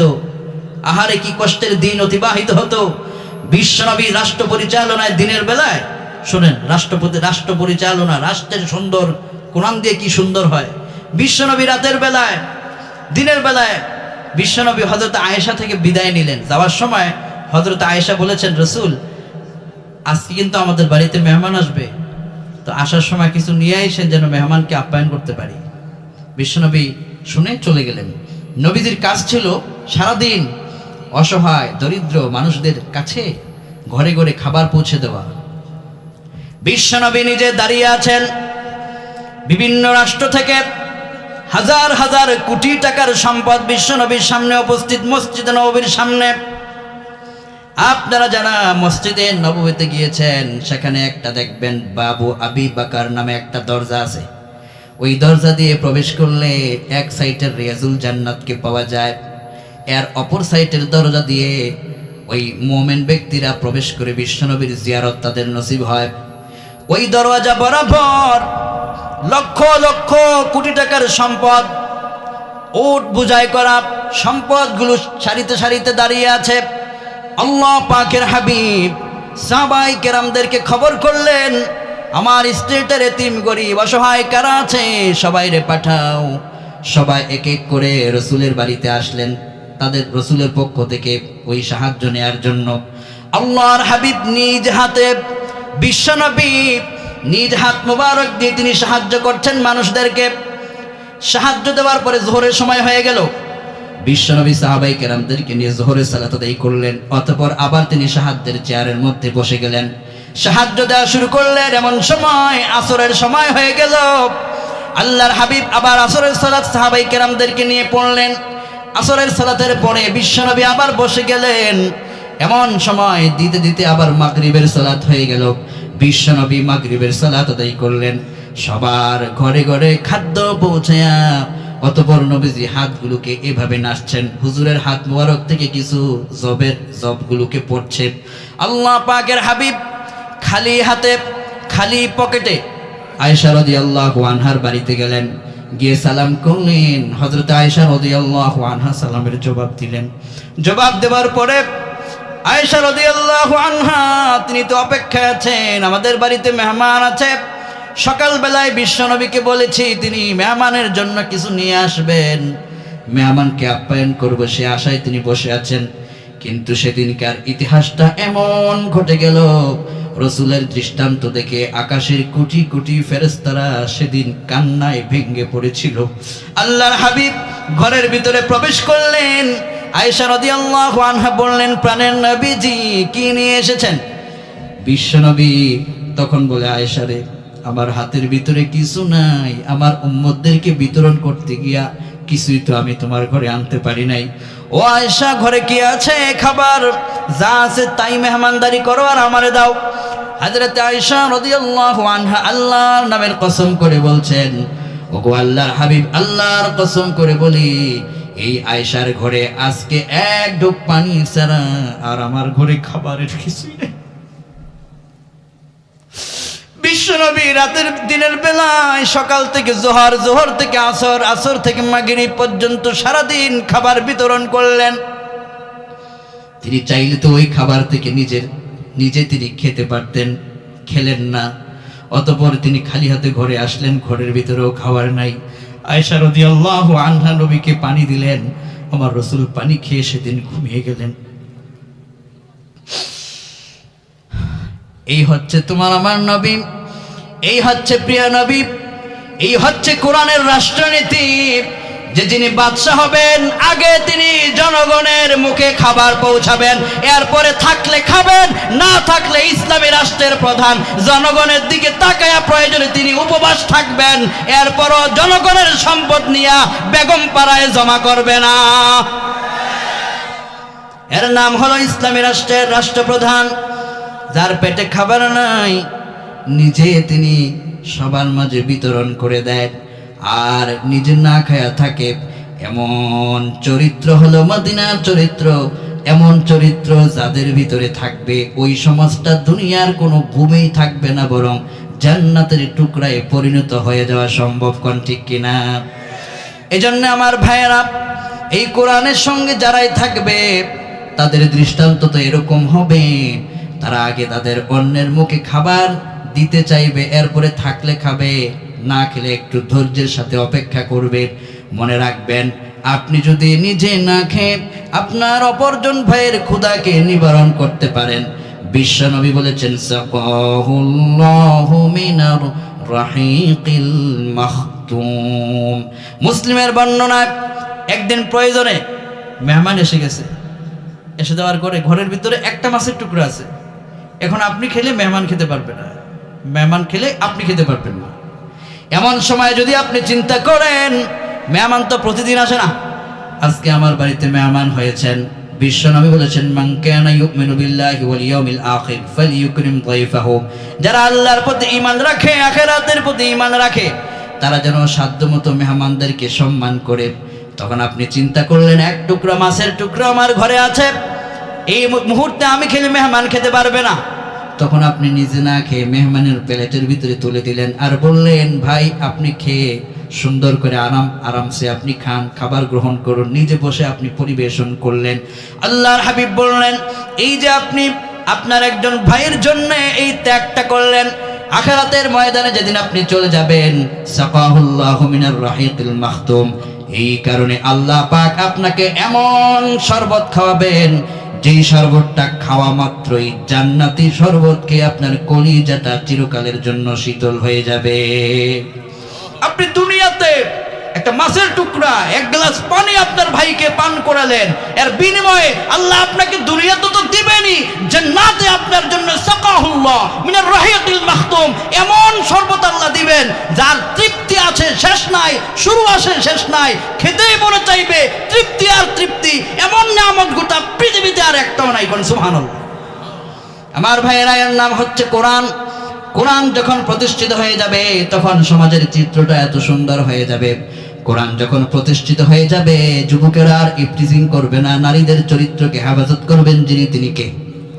ওমর বিন খাত্তাব ক্ষমতা পাওয়ার পরে আইন করে দিলেন, ও যুবকেরা, মায়েদের উপর আর চোখ রাঙিয়ে তাকাবে না। যুবকরা কয়, ইয়েস, আপনার আদেশের উপর আমরা, আপনার ফরমানের উপর মাথাকে নত করে দিলাম। একজন মেয়ে যাচ্ছেন রাস্তা দিয়া, একজন যুবক দেখছেন মেয়েটা রাস্তার ভিতরে ভয়ে ভয়ে হাঁটতেছেন। এই জায়গার ভিতরে তার অলংকারের অভাব নাই, রূপবতী নারী যাচ্ছেন। একজন যুবক দুর্দিক দিয়া তার সালাম মারলেন, সালাম করে কয়, মা কোথায় যাবেন আপনি আমাকে বলুন, নিরাপদে আপনার গন্তব্যে আপনারে পৌঁছায় দেই। ওই মহিলা কয়, আমি কোথায় আছি? এই জায়গার ভিতরে তো আগে মানুষের উপর, নারীদের উপর জুলুম করা হতো, নারীদের চরিত্র নিয়ে যখন সিনেমিনি খেলা হতো, এই জায়গার ভিতরে নারীদের প্রতি এত সম্মান কেমনে হলো? যুবক জবাব দেয়, এটা আর আগের সময় না, এটা হলো কোরআনের শাসন। কোরআনের শাসন হবে যেখানে আমার মা বোনেদের ইজ্জত প্রতিষ্ঠিত হয়ে যাবে সবখানে। ঠিক কিনা বলেন? এজন্যে দুনিয়া এবং আখিরাতে সফল হওয়ার জন্য, চির সুখী হওয়ার জন্য 3 ফর্মুলার এক ফর্মুলা হচ্ছে আল্লাহর কোরআনকে জনপদের প্রত্যেকটা পরতে পরতে দিল দিয়ে প্রাণ খুলে কোরআনের প্রতি সবাইকে মহাব্বত, ইজ্জত, ভালোবাসা দিতে হবে। আর আল্লাহর কোরআনকে নিজের ব্যক্তি, পরিবার, সমাজ, রাষ্ট্রীয় পর্যায়ে সংবিধান মেনে নিতে হবে। কোন ঠিক কিনা? আচ্ছা আচ্ছা, ঠিক আছে। তাহলে আমরা প্রথম নম্বর ফর্মুলাটা একটু অংশ অংশ করে শুনলাম। চিরসুখী হতে হলে কোরআন লাগবে, নাকি লাগবে না? 2 নম্বর বলছিলাম, সুখে দুঃখে শুকরিয়াকারী হতে হবে। সুখে দুঃখে শুকরিয়া করবো যার, তিনি কে? আপনাকে এখন আল্লাহ যেভাবে রেখেছেন, আপনি যদি এভাবেই আল্লাহর শুকুর করেন, তাহলে এর চাইতে ভালো অবস্থানে আপনাকে নিয়ে যাবেন যিনি, তিনিও কে? এই জন্য রব আসমান থেকে কয়, সুখে থাকো দুঃখে থাকো আমার প্রশংসা করো, আমার শুকরিয়া করো, অকৃতজ্ঞ হয় না। আল্লাহ আসমান থেকে কয়, লাইন শাকারতুম লাযীদান্নাকুম ওয়া লাইন কাফারতুম ইন্না আযাবী লাশাদীদ। ও দুনিয়ার মানুষেরা, নিয়ামত আমার থেকে যা পেয়েছো তার শুকর করো। যখন তোমরা শুকর করবা, লাযীদান্নাকুম, আমি আল্লাহ এত মহান, তোমার নিয়ামতগুলোকে এত বাড়িয়ে দিব, যেই নিয়ামত পেয়ে তুমি সবচেয়ে বেশি খুশি হয়ে যাবে। সুবহানাল্লাহ। কোন আল্লাহ আসমান থেকে কয়, রে দুনিয়ার মানুষেরা, ফাযকুরুনি আযকুরুকুম ওয়াশকুরুলি ওয়ালা তাকফুরুন। তোমরা আমারে স্মরণ করো, ও বান্দা আমারে স্মরণ করো, আমি আল্লাহ নিজে তোমাদেরকে স্মরণ করব। সুবহানাল্লাহ। করো ওয়াশকুরুলি, আমার শুকরিয়া করো, ওয়ালা তাকফুরুন, অকৃতজ্ঞ হয় না, কেননা আমি তোমারে এত কিছু দিছি যেটা তুমি গণনা করে শেষ করতে পারবে না। চিল্লা এখন ঠিক কিনা? আসমান থেকে আল্লাহ কয়, ওয়া ইন তাউদ্দু নি'মাতাল্লাহি লা তুহসুহা। এত নিয়ামত দিয়েছি, কোনোদিন গণনা করে কেউ শেষ করতে পারবে না। চিল্লা এখন ঠিক কিনা? কত নিয়ামত দিয়েছে, একটু বিবেকের দরজা আপনার আমি নাড়া দিতে চাই। আপনি একটু ভাবুন, মেডিকেল সায়েন্টিস্টরা বলেছেন, একজন মানুষকে একটা শব্দ বলতে হলে, একজন মানুষকে একটা শব্দ বলতে হলে, ওই একটা শব্দ তার কণ্ঠ দিয়ে আসতে তার কণ্ঠের ভিতরে 27টি স্তর পার হয়ে একটা শব্দ তৈরি হয়। আপনি যখন কথা বলেন একটি শব্দ, তখন আপনার ভিতরে 27টি স্তরে এই কথাগুলোকে আগে সেখান থেকে তৈরি হয়, এরপরে বের হয়। এখন আপনি আমাকে বলুন, আপনি 1 মিনিটে কত শব্দ আপনি বলেন? তাহলে আপনার প্রত্যেকটা শব্দের পিছনে 27 স্তর ভেদ করে কাজ করে আপনাকে বুঝতে হবে যে আপনার প্রত্যেকটা শব্দ কুদরতিভাবে আল্লাহ নিজে নিয়ন্ত্রণ করে। কোন ঠিক কিনা? আহারে মানুষ, এই যে কণ্ঠ, কথা বলার যে ক্ষমতা, যে কথা বলতে পারে না সে বুঝে তার কথা না বলার কত কষ্ট। হ্যাঁ, যে কথা বলতে পারে না সে বুঝে কথা না বলার কি কষ্ট। আপনি যে কথা বলতে পারছেন, আপনি যে আপনার নিজের মনের ভাবটা প্রকাশ করতে পারছেন, এটা আপনার প্রতি আল্লাহর বড় দয়া। এজন্য আসমান থেকে আল্লাহ কয়, আর রহমান আল্লামাল কুরআন খালাকাল ইনসান আল্লামাহুল বায়ান। আপনাকে কথা বলা যিনি শিখিয়েছেন সেই মহান রবকে। আল্লামাহুল বায়ান, আপনাকে সৃষ্টি করার পরে আপনাকে বায়ান শিক্ষা দেওয়া হয়েছে। আপনার কণ্ঠকে আল্লাহ নিজে পছন্দ করে নির্বাচন করেছেন। সুবহানাল্লাহ। কোন এই পৃথিবীতে হাজারো লাখো কোটি কোটি মানুষ আছে, একজনের কণ্ঠের সাথে আরেকজনের কণ্ঠের কোনো মিল নাই, এরকম আছে না নাই? আপনার কণ্ঠের সাথে আপনার স্ত্রীর কণ্ঠের মিল নাই, আপনার স্ত্রীর কণ্ঠের সাথে আপনার মেয়ের কণ্ঠের মিল নাই, মেয়ের কণ্ঠের সাথে আপনার আরেকটা সন্তান হয়েছে তার কণ্ঠের কোনো মিল নাই। এই পরিবর্তন রেখেছেন যিনি, তিনি কে? কণ্ঠ হচ্ছে পৃথিবীর মানুষের জন্য সবচাইতে সেরা নিয়ামত। এই কণ্ঠ শুনে মানুষ তার জন্য পাগল হয়ে যায়। দাউদ পয়গম্বর আলাইহিস সালাতু ওয়াস সালাম, আল্লাহ পাকের পয়গম্বর দাউদ পয়গম্বর যখন তিনি জাবুর তিলাওয়াত করতেন, এত মহামধুর কণ্ঠ তার ছিল। ওই সমুদ্রের ভিতরে যেই মাছগুলো উড়ে, মাছগুলো যখন ওখানে সাঁতার কাটতো, দাউদ পয়গম্বরের মধুময় কণ্ঠ জাবুর তিলাওয়াত শুনে পাগলের মতো ছটফট করে নদীর কিনারে এসে তার তিলাওয়াতের জাবুর শুনতো। সুবহানাল্লাহ। পয়গম্বর যখন দাউদ জাবুর তিলাওয়াত করতেন, আসমানে যখন যে পাখিটা উড়ে যায়, উড়া বন্ধ করে দাউদ পয়গম্বরের মধুময় কণ্ঠ শুনে আল্লাহু আকবার চিৎকার দিয়ে দাউদ পয়গম্বরের তিলাওয়াত শুনতো। কোন আল্লাহু আকবার। বিশ্বনবী আমার যখন মক্কা আল মুকাররমায় তার পবিত্র গৃহের ভিতরে রাতের বেলায় তিনি কোরআনে কারীম তিলাওয়াত করছেন, কেমন মধুময় কণ্ঠ, কণ্ঠ যে আল্লাহর কত নিয়ামত। বিশ্বনবীকে এই দুনিয়ার সর্বসেরা কণ্ঠ আল্লাহ দিয়েছেন। যেমন দিয়েছেন তার চেহারা, যেমন পেয়েছেন তিনি তার বডি ফিটনেস, যেমন পেয়েছেন তার সৌন্দর্য, তেমনও ছিল তার সুন্দর কণ্ঠ। বিশ্বনবীর এমন মধুময় কণ্ঠ ছিল, যার কণ্ঠ শুনে হাজারো কাফের পর্যন্ত সেজদায় লুটে পড়ে কালেমা পড়ে মুসলিম হতে বাধ্য হয়েছে। কোন সুবহানাল্লাহ। কণ্ঠ আল্লাহর পক্ষ থেকে বড় নিয়ামত। বিশ্বনবী তিলাওয়াত করছেন, এমন সময় রাস্তা দিয়া কিছু বণিক দল যাচ্ছিল কাফের। আবু জেহেলরা বলছিল, ওই ঘরের ভিতরে একজন আছে পাগল, ওর কাছে যেও না, ওর নাম হবে মুহাম্মদ। কোন নাউযুবিল্লাহ। ওই পাগল, ওর কাছে যেও না, সাবধান, ওর ঘরে যেও না। ওই বণিক ব্যবসায়ীর দলেরা বিশ্বনবীর ঘরের কিনার দিয়ে যায়। হঠাৎ করে আল্লাহর হাবিব মধুময় কণ্ঠ দিয়ে আল্লাহ পাকের কোরআন তিলাওয়াত করছেন। এমন সময় ওই বণিক দলেরা কোরআন তিলাওয়াত শোনা মাত্রই ঠাস করে দাঁড়িয়ে গেলেন, এক কদম সামনে এগুলেন না, দাঁড়ায় দাঁড়ায় কোরআন শুনতে লাগলেন। বিশ্বনবীর কোরআন তিলাওয়াত রত অবস্থায় ওই কাফেরেরা সেজদায় লুটে পড়ে গেল। একটু পরে আল্লাহর হাবিবের কদমে এসে কালিমা পড়ে মুসলিম হয়ে গেল। কণ্ঠ শুনে মানুষ কালিমা পড়ে মুসলিম হয়, তা বুঝতে হবে কণ্ঠটা আল্লাহর পক্ষ থেকে দেওয়া বড় নিয়ামত। যার কণ্ঠ আল্লাহ মধুময় করেছেন, তার মতো সৌভাগ্যবান পৃথিবীতে আর কেউ হতে পারে না। এই পৃথিবীতে আমরা দেখেছি কণ্ঠের কি জাদু। চট্টগ্রাম তাফসীরুল কোরআন মাহফিলে কোরআনের পাখি আল্লামা দেলওয়ার হোসেন সাঈদী রাহমাতুল্লাহ আলাইহি যখন তার মধুময় কণ্ঠ দিয়ে নাহমাদুহু শুরু করতেন, তার কণ্ঠের সুমধুর কোরআনের তাফসীর শুনে হাজার হাজার কাফের কালিমা পড়ে মুসলিম হয়ে গিয়েছে। এই কণ্ঠ বড় নিয়ামত, যে কণ্ঠ শুনে মানুষ পাগল হয়, প্রেমে পড়ে যায়, তার প্রতি আকৃষ্ট হয়। রবের দেওয়া বড় নিয়ামত হচ্ছে এই কণ্ঠ। সুবহানাল্লাহ। যে তার সুন্দর কণ্ঠ কোরআনের পিছনে লাগায়, তার মতো সৌভাগ্যবান আর কেউ হতে পারে না। যে তার কণ্ঠ দিয়ে আল্লাহর কোরআনের তাফসীর করে, তার মতো সৌভাগ্যবান আর কেউ হতে পারে না। যে তার কণ্ঠ দিয়ে রূপবানের নাচের ওই যে কি বলে ডুলাইয়া, এই গান নিয়ে যে কণ্ঠ দিয়ে ব্যস্ত থাকে, তার মতো পুরা কপাল আসমানের নিচে জমিনের উপরে আর একজনও হতে পারে না। কোন ঠিক কিনা? ওই কণ্ঠ পেয়েছ, এই তোমার কণ্ঠ দিয়া তুমি ডিজে পার্টি করো, গান করো, ড্যান্স করো, মানুষদের এই কণ্ঠ দিয়ে গান করো, তুমি যুবকদেরকে চরিত্র নষ্ট করো, বুঝতে হবে তোমার এই কণ্ঠের মূল্যায়নটা তুমি করতে পারো নাই। একদিন আল্লাহর কাছে এই কণ্ঠকে অপব্যবহার করার কারণে জবাব দিতেই হবে। প্রত্যেকটা গান করাওয়ালাকে কোন ঠিক কিনা?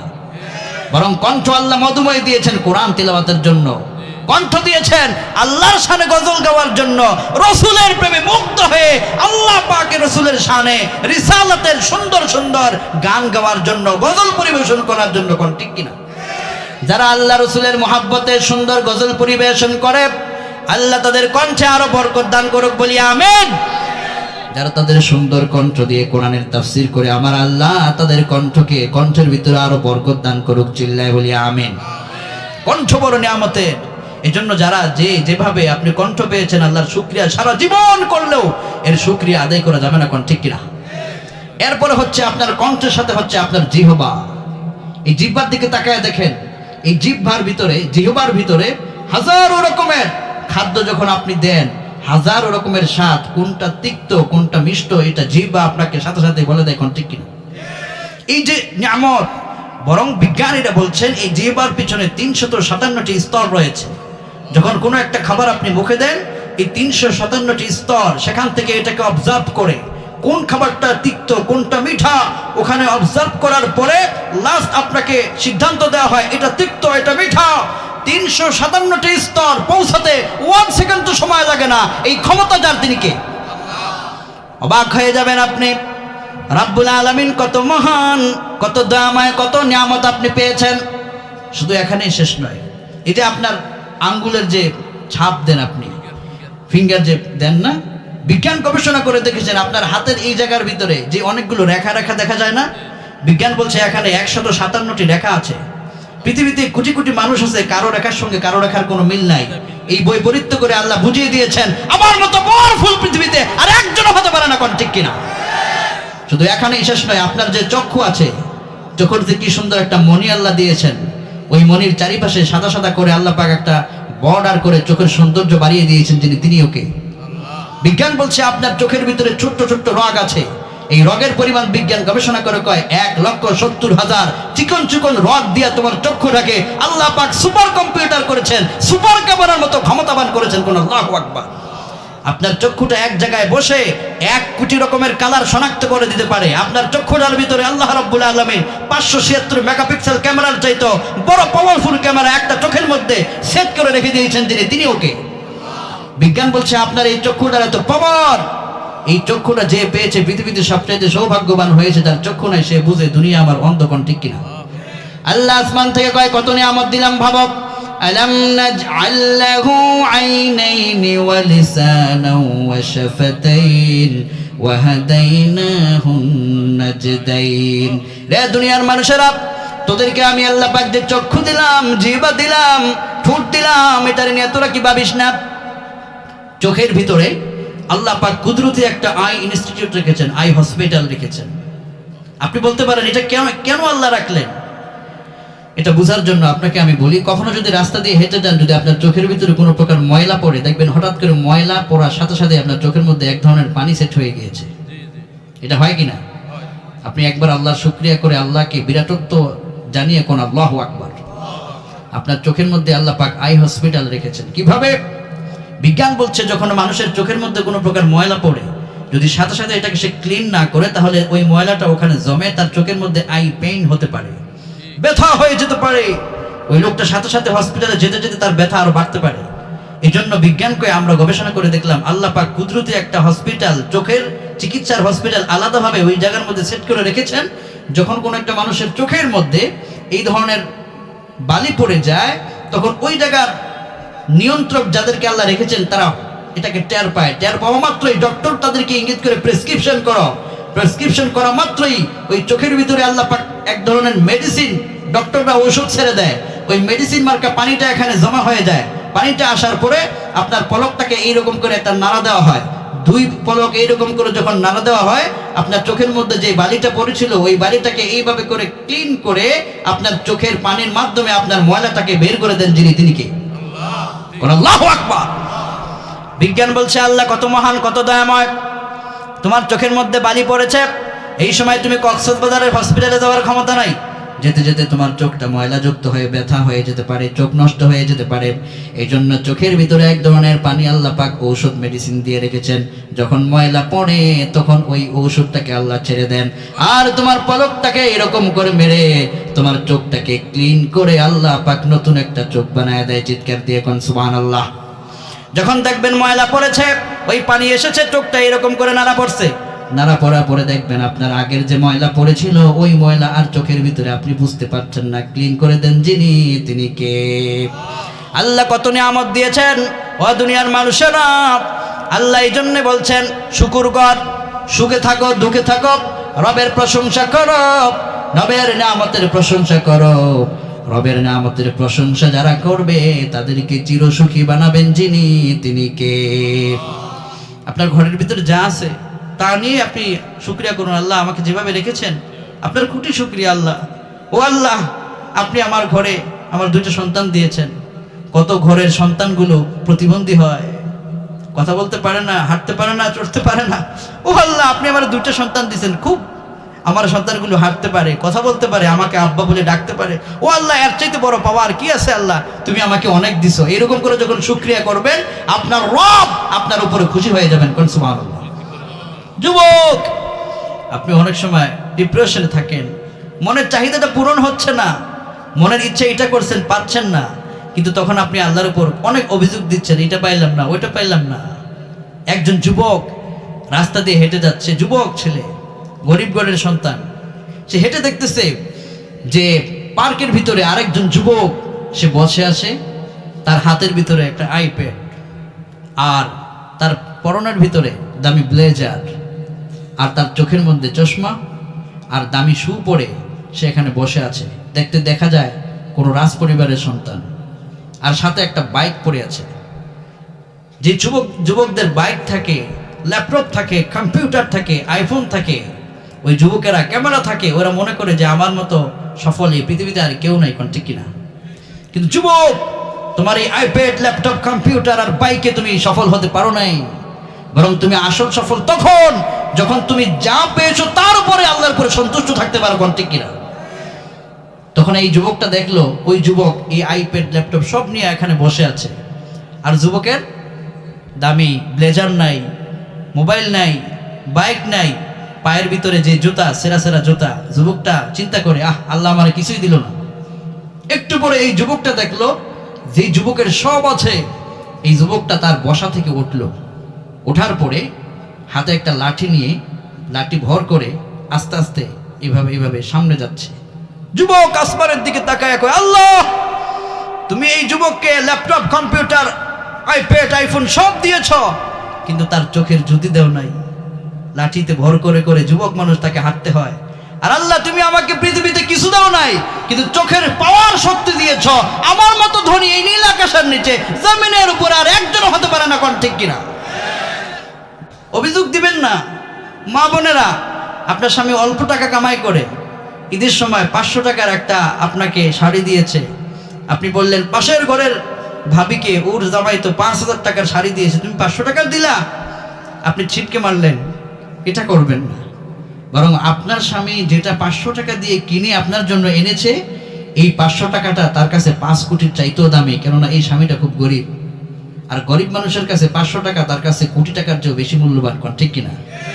আর আপনার স্বামী আপনার জন্য যেটা পছন্দ করে দিয়েছে, যদি এটা আপনার কাছে পছন্দও না হয়, এর চাইতে মহা পুরস্কার পৃথিবীতে আর একটাও নাই। কারণ আপনার স্বামী আপনার জন্য পছন্দ করে ভালোবেসে জিনিসটা এনেছে, আপনি শুকরিয়া করে ওই কাপড়টার উপর চুমু খেয়ে বলেন আলহামদুলিল্লাহ, আল্লাহ তুমি যা দিয়েছো, এর নাম হলো সুখে দুঃখে আল্লাহর প্রশংসা করা। কোন ঠিক কিনা? এরপরে স্বামীরা অনেক সময় দেখা যায় যুবক নতুন বিয়ে করেছে, বিয়ে করার পর 2 দিন 3 দিন সংসার করার পরে হঠাৎ করে মনের ভিতরে শয়তানি ওয়াসওয়াসা, আমি চাইলে মনে হয় এর চাইতে আরো সুন্দরী বিয়ে করতে পারতাম, ভাগ্যেরটা কি পড়লো রে। এইরকম করে সে আফসোস করতে থাকে, নিজেকে ছোট করতে থাকে, নিজের মনের মধ্যে সন্দেহ সৃষ্টি হয়, কি করলাম, যদি আরো মনে হয় ভালো কাউকে আমি পেতাম, আরো সুন্দরী পেতাম। যুবক, মনে রাখুন, আপনার ঘরে ওই মেয়েটাকে আপনি নিজে আনেন নাই, বরং আল্লাহ পছন্দ করে আপনার ঘরে তাকে পাঠিয়েছে। কে আপনার জন্য কল্যাণকর এটা আপনি জানেন না, আমার মালিক সব জানে। এজন্য যে আপনার জন্য কল্যাণকর এমন কেউ আপনার ঘরে এসেছে আর তাকে নিয়ে আপনি সুখে দুঃখে আলহামদুলিল্লাহ বলুন, আপনার ঘরে এমন এমন সন্তান আসবে যেই সন্তানেরা আপনার পুরো 14 গোষ্ঠীর পরিবারকে জাতির সামনে সম্মানিত করে তুলতে পারবে। কোন ঠিক কিনা? সন্তুষ্ট থাকতে হবে সব কিছুতে, যেভাবে আল্লাহ রেখেছেন। ঘরে আমার কুড়ে ঘর, আমার ফ্রিজটা নষ্ট হয়ে আছে, অনেক দিন ধরে ঠিক করতে পারছি না টাকার জন্য, আল্লাহ আলহামদুলিল্লাহ আলহামদুলিল্লাহ আল্লাহ যেভাবে রাখছেন। আপনার ল্যাপটপটা নষ্ট হয়ে গিয়েছে, টাকার জন্য ঠিক করতে পারতেছেন না, আপনি অবাক হচ্ছেন, আল্লাহর প্রতি অভিযোগ দিচ্ছেন না, বরং আপনার ল্যাপটপটা আছে ঠিক করতে পারছেন না, এমনও তো লোক আছে ওই ল্যাপটপ তো জীবনে চোখেই দেখে নাই। আপনাকে আল্লাহ যেই জায়গার ভিতরে রেখেছেন ওই জায়গার ভিতরে আসার জন্য বহু মানুষ স্বপ্ন দেখে, ওর স্বপ্ন পূরণ হয় না, কিন্তু আল্লাহ আপনাকে ওই জায়গাটা দান করেছেন। এটা আল্লাহ আপনার জন্য বড় দয়া। কোন ঠিক কিনা? এই জন্য আল্লাহ কয় বান্দারে, ফাযকুরুনি আযকুরুকুম ওয়াশকুরুলি ওয়ালা তাকফুরুন। ও বান্দা আমার স্মরণ কর।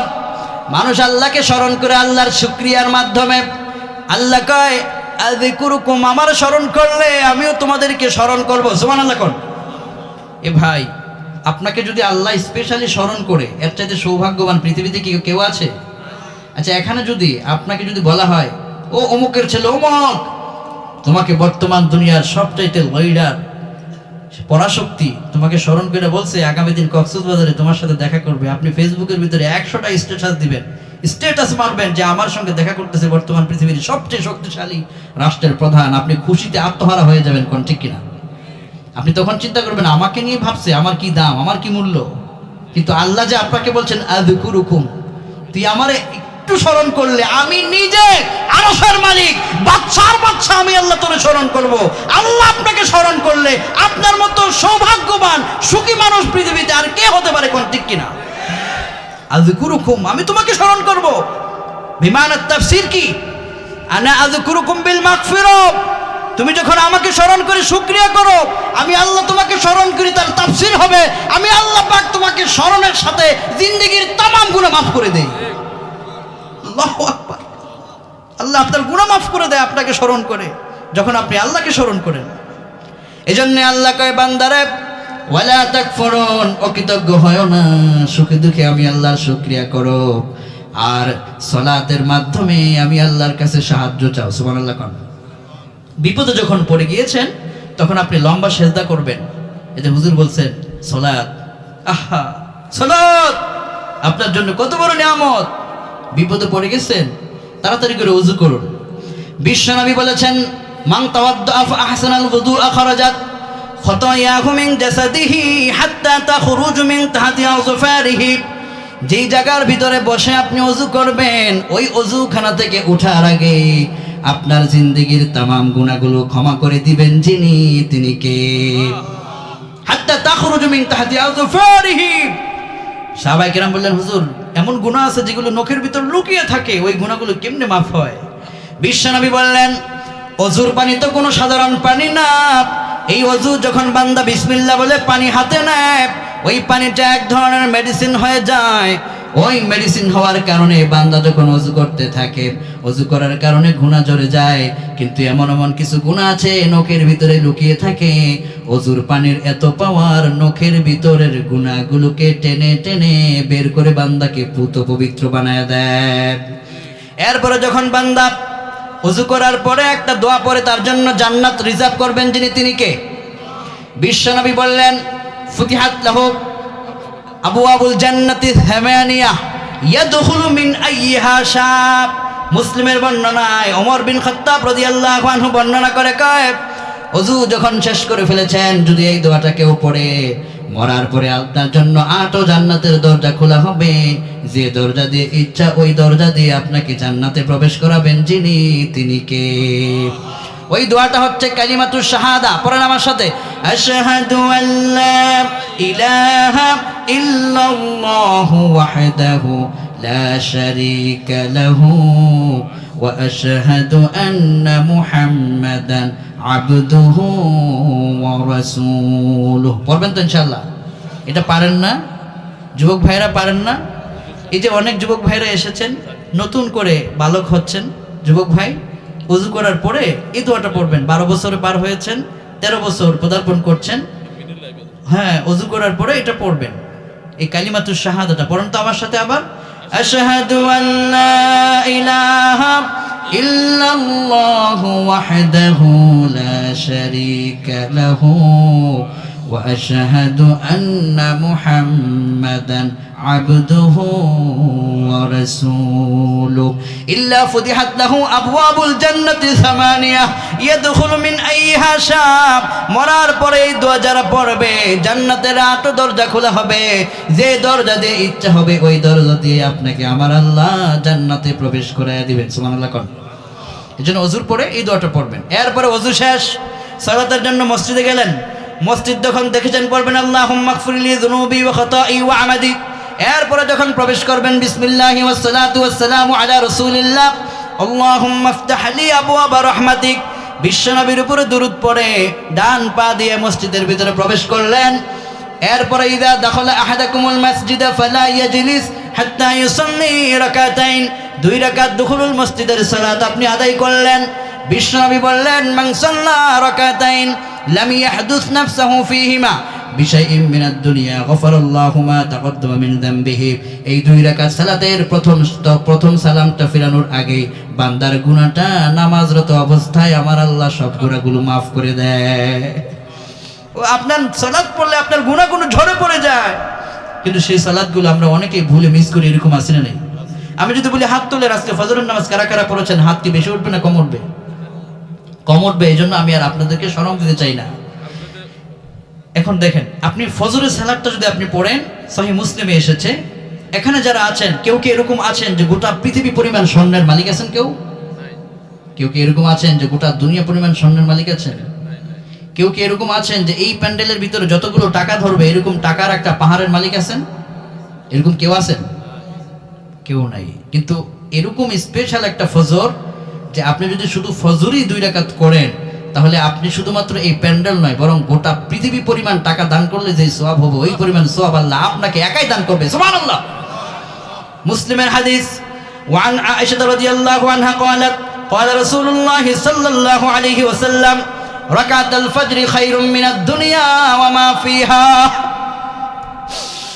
বিশ্বনবী বললেন যদি ফজরের 2 রাকাত নামাজ কেউ পড়ে, ওই 2 রাকাত নামাজটাকে যদি এক পাল্লা দেওয়া হয়, 7 আসমান 7 জমিন গোটা দুনিয়া যদি অপর পাল্লা দেওয়া হয়, তবে বান্দার 2 রাকাত নামাজের মূল্য तमाम পৃথিবী থেকে আল্লাহর কাছে বেশি মূল্যবান হয়ে যাবে।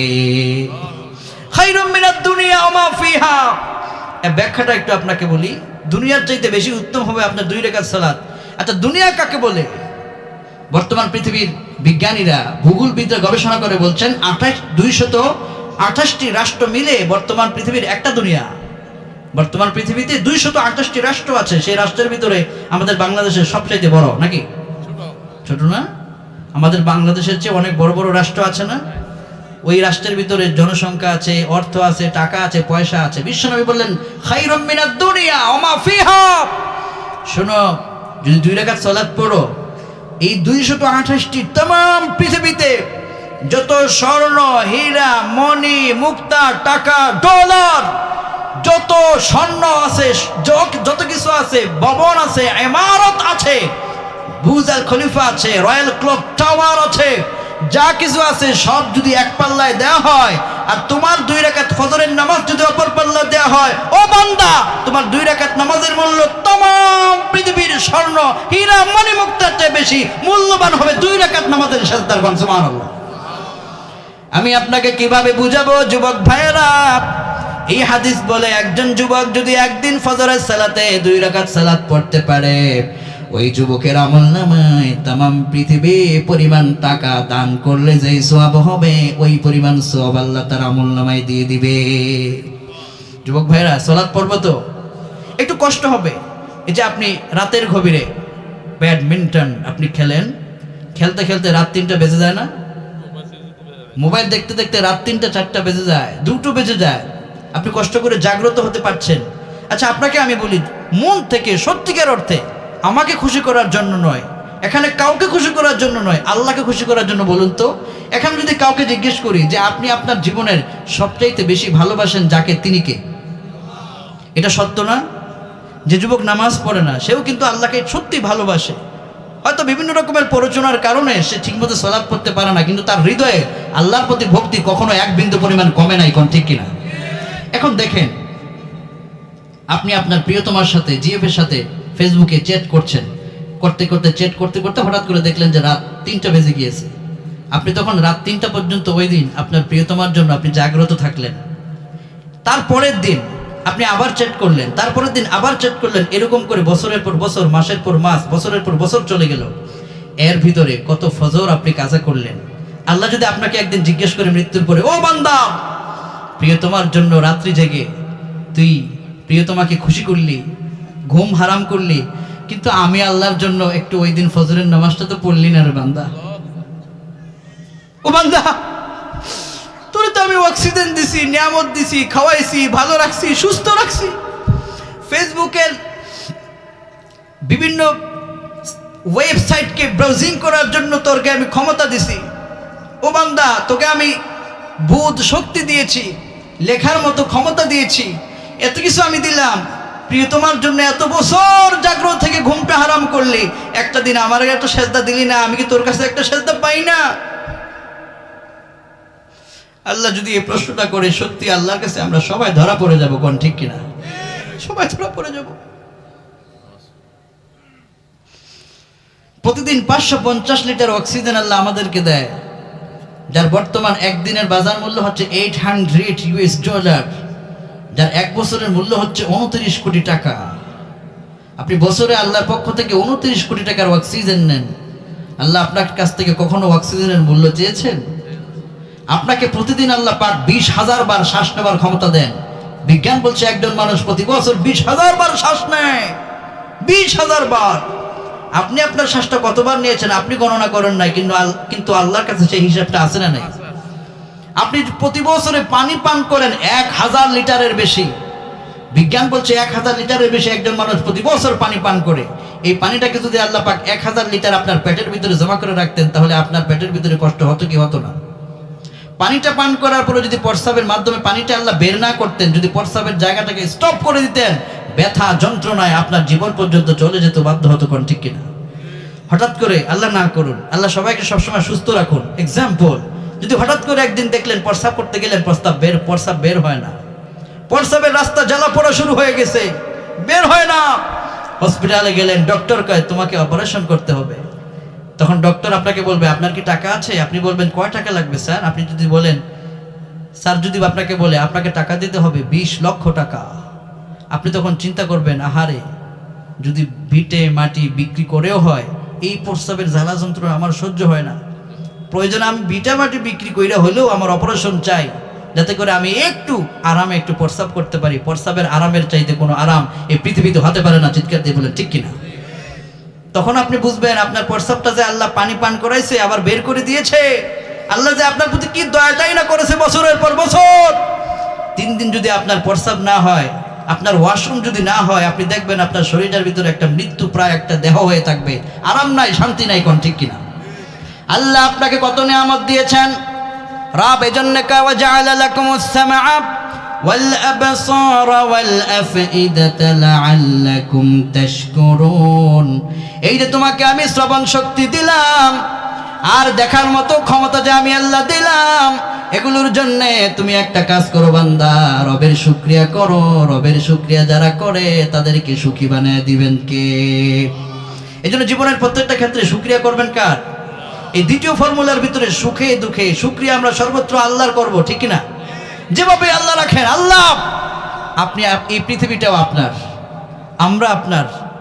আজকে আমি বলতে হয় আলহামদুলিল্লাহ, আমি আজকে আমার ওয়াইফকে বলছিলাম যে আমাদের একটা সন্তান আসতেছে, আমি ওই সন্তানকে আল্লাহর জন্য কুরবান করে দিছি, তোমার কি কোনো আপত্তি আছে? সে আমাকে লিখছে, আমি নিজেও তো আল্লাহর, আপনিও তো আল্লাহর, সন্তানও আল্লাহর, পৃথিবীও আল্লাহর, সন্তানকে আল্লাহর রাস্তায় কুরবান করে দিলাম। সত্যিকার অর্থে আমি যখন এই মেসেজটা, আমি তখন কক্সবাজারে, আমি যখন পাই যে আমাদের সন্তান হতে যাচ্ছে, আমি প্রথমেই বলেছি, আল্লাহ এই আপনার দেওয়া নিয়ামত আল্লাহর কাছে, আপনার কাছে আমি কুরবান করে দিলাম। আপনি যদি আপনার জীবনে এরকম কুরবান করতে পারেন, তবে আল্লাহ ইব্রাহিম পয়গম্বরকে কুরবানির জন্য যেভাবে পুরস্কৃত করেছেন, আপনাকেও আল্লাহ ওই রকম করে পুরস্কৃত করবেন। কোন ঠিক কিনা? ও বাবারা, আপনার সন্তানকে আল্লাহর জন্য কুরবান করে দিন। বিশ্বনবী তিনি নিজে কুরবান হয়েছেন, সাহাবায়ে কেরাম জীবন কুরবানি দিয়েছেন, ইব্রাহিম পয়গম্বর কুরবানি হয়েছেন। ইব্রাহিম পয়গম্বর জালিমের সামনে মাথা নত করে নাই, সাজদা করে নাই, একা তিনি আল্লাহ পাকের মসনদকে পৃথিবীর বুকে উঁচু করেছেন। ও ইব্রাহিমের সন্তানেরা, তোমাদের সামনেও যদি বাতিলরা কখনো তোমাদের ঈমান নিয়ে সিনেমিনি খেলে, নাস্তিকেরা তোমাদের ঈমানকে নিয়ে কারাকারি করে, তখন ইব্রাহিম পয়গম্বরের মতো তখনও তোমরা বলে দিবে আল্লাহ ছাড়া কাউকে ভয় করি না। এই দৃষ্টান্ত কারা কারা পেশ করতে পারো? দুহাত তুলে আল্লাহকে দেখায় দাও।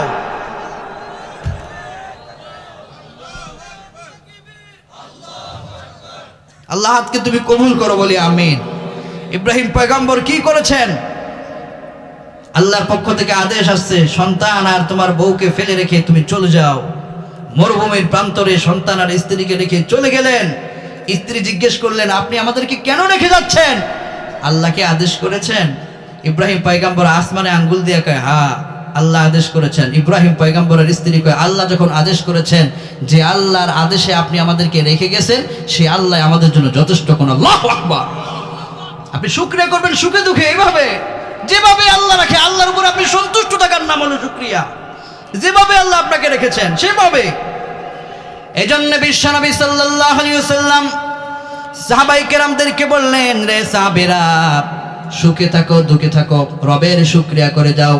লাইন শাকারতুম লাযীদান্নাকুম ওয়া লাইন কাফারতুম ইন্না আযাবী লাশাদীদ। যখন শুকর করবা, নিয়ামত আমি আল্লাহ বাড়ায় দেব। আর যখন অকৃতজ্ঞ হয়ে যাবে, আমি আল্লাহ এই নিয়ামত থেকে আমি আল্লাহ তোমার জন্য আযাবের ব্যবস্থা রাখবো। কোন নাউজুবিল্লাহ। শুকর জীবনের প্রতিটি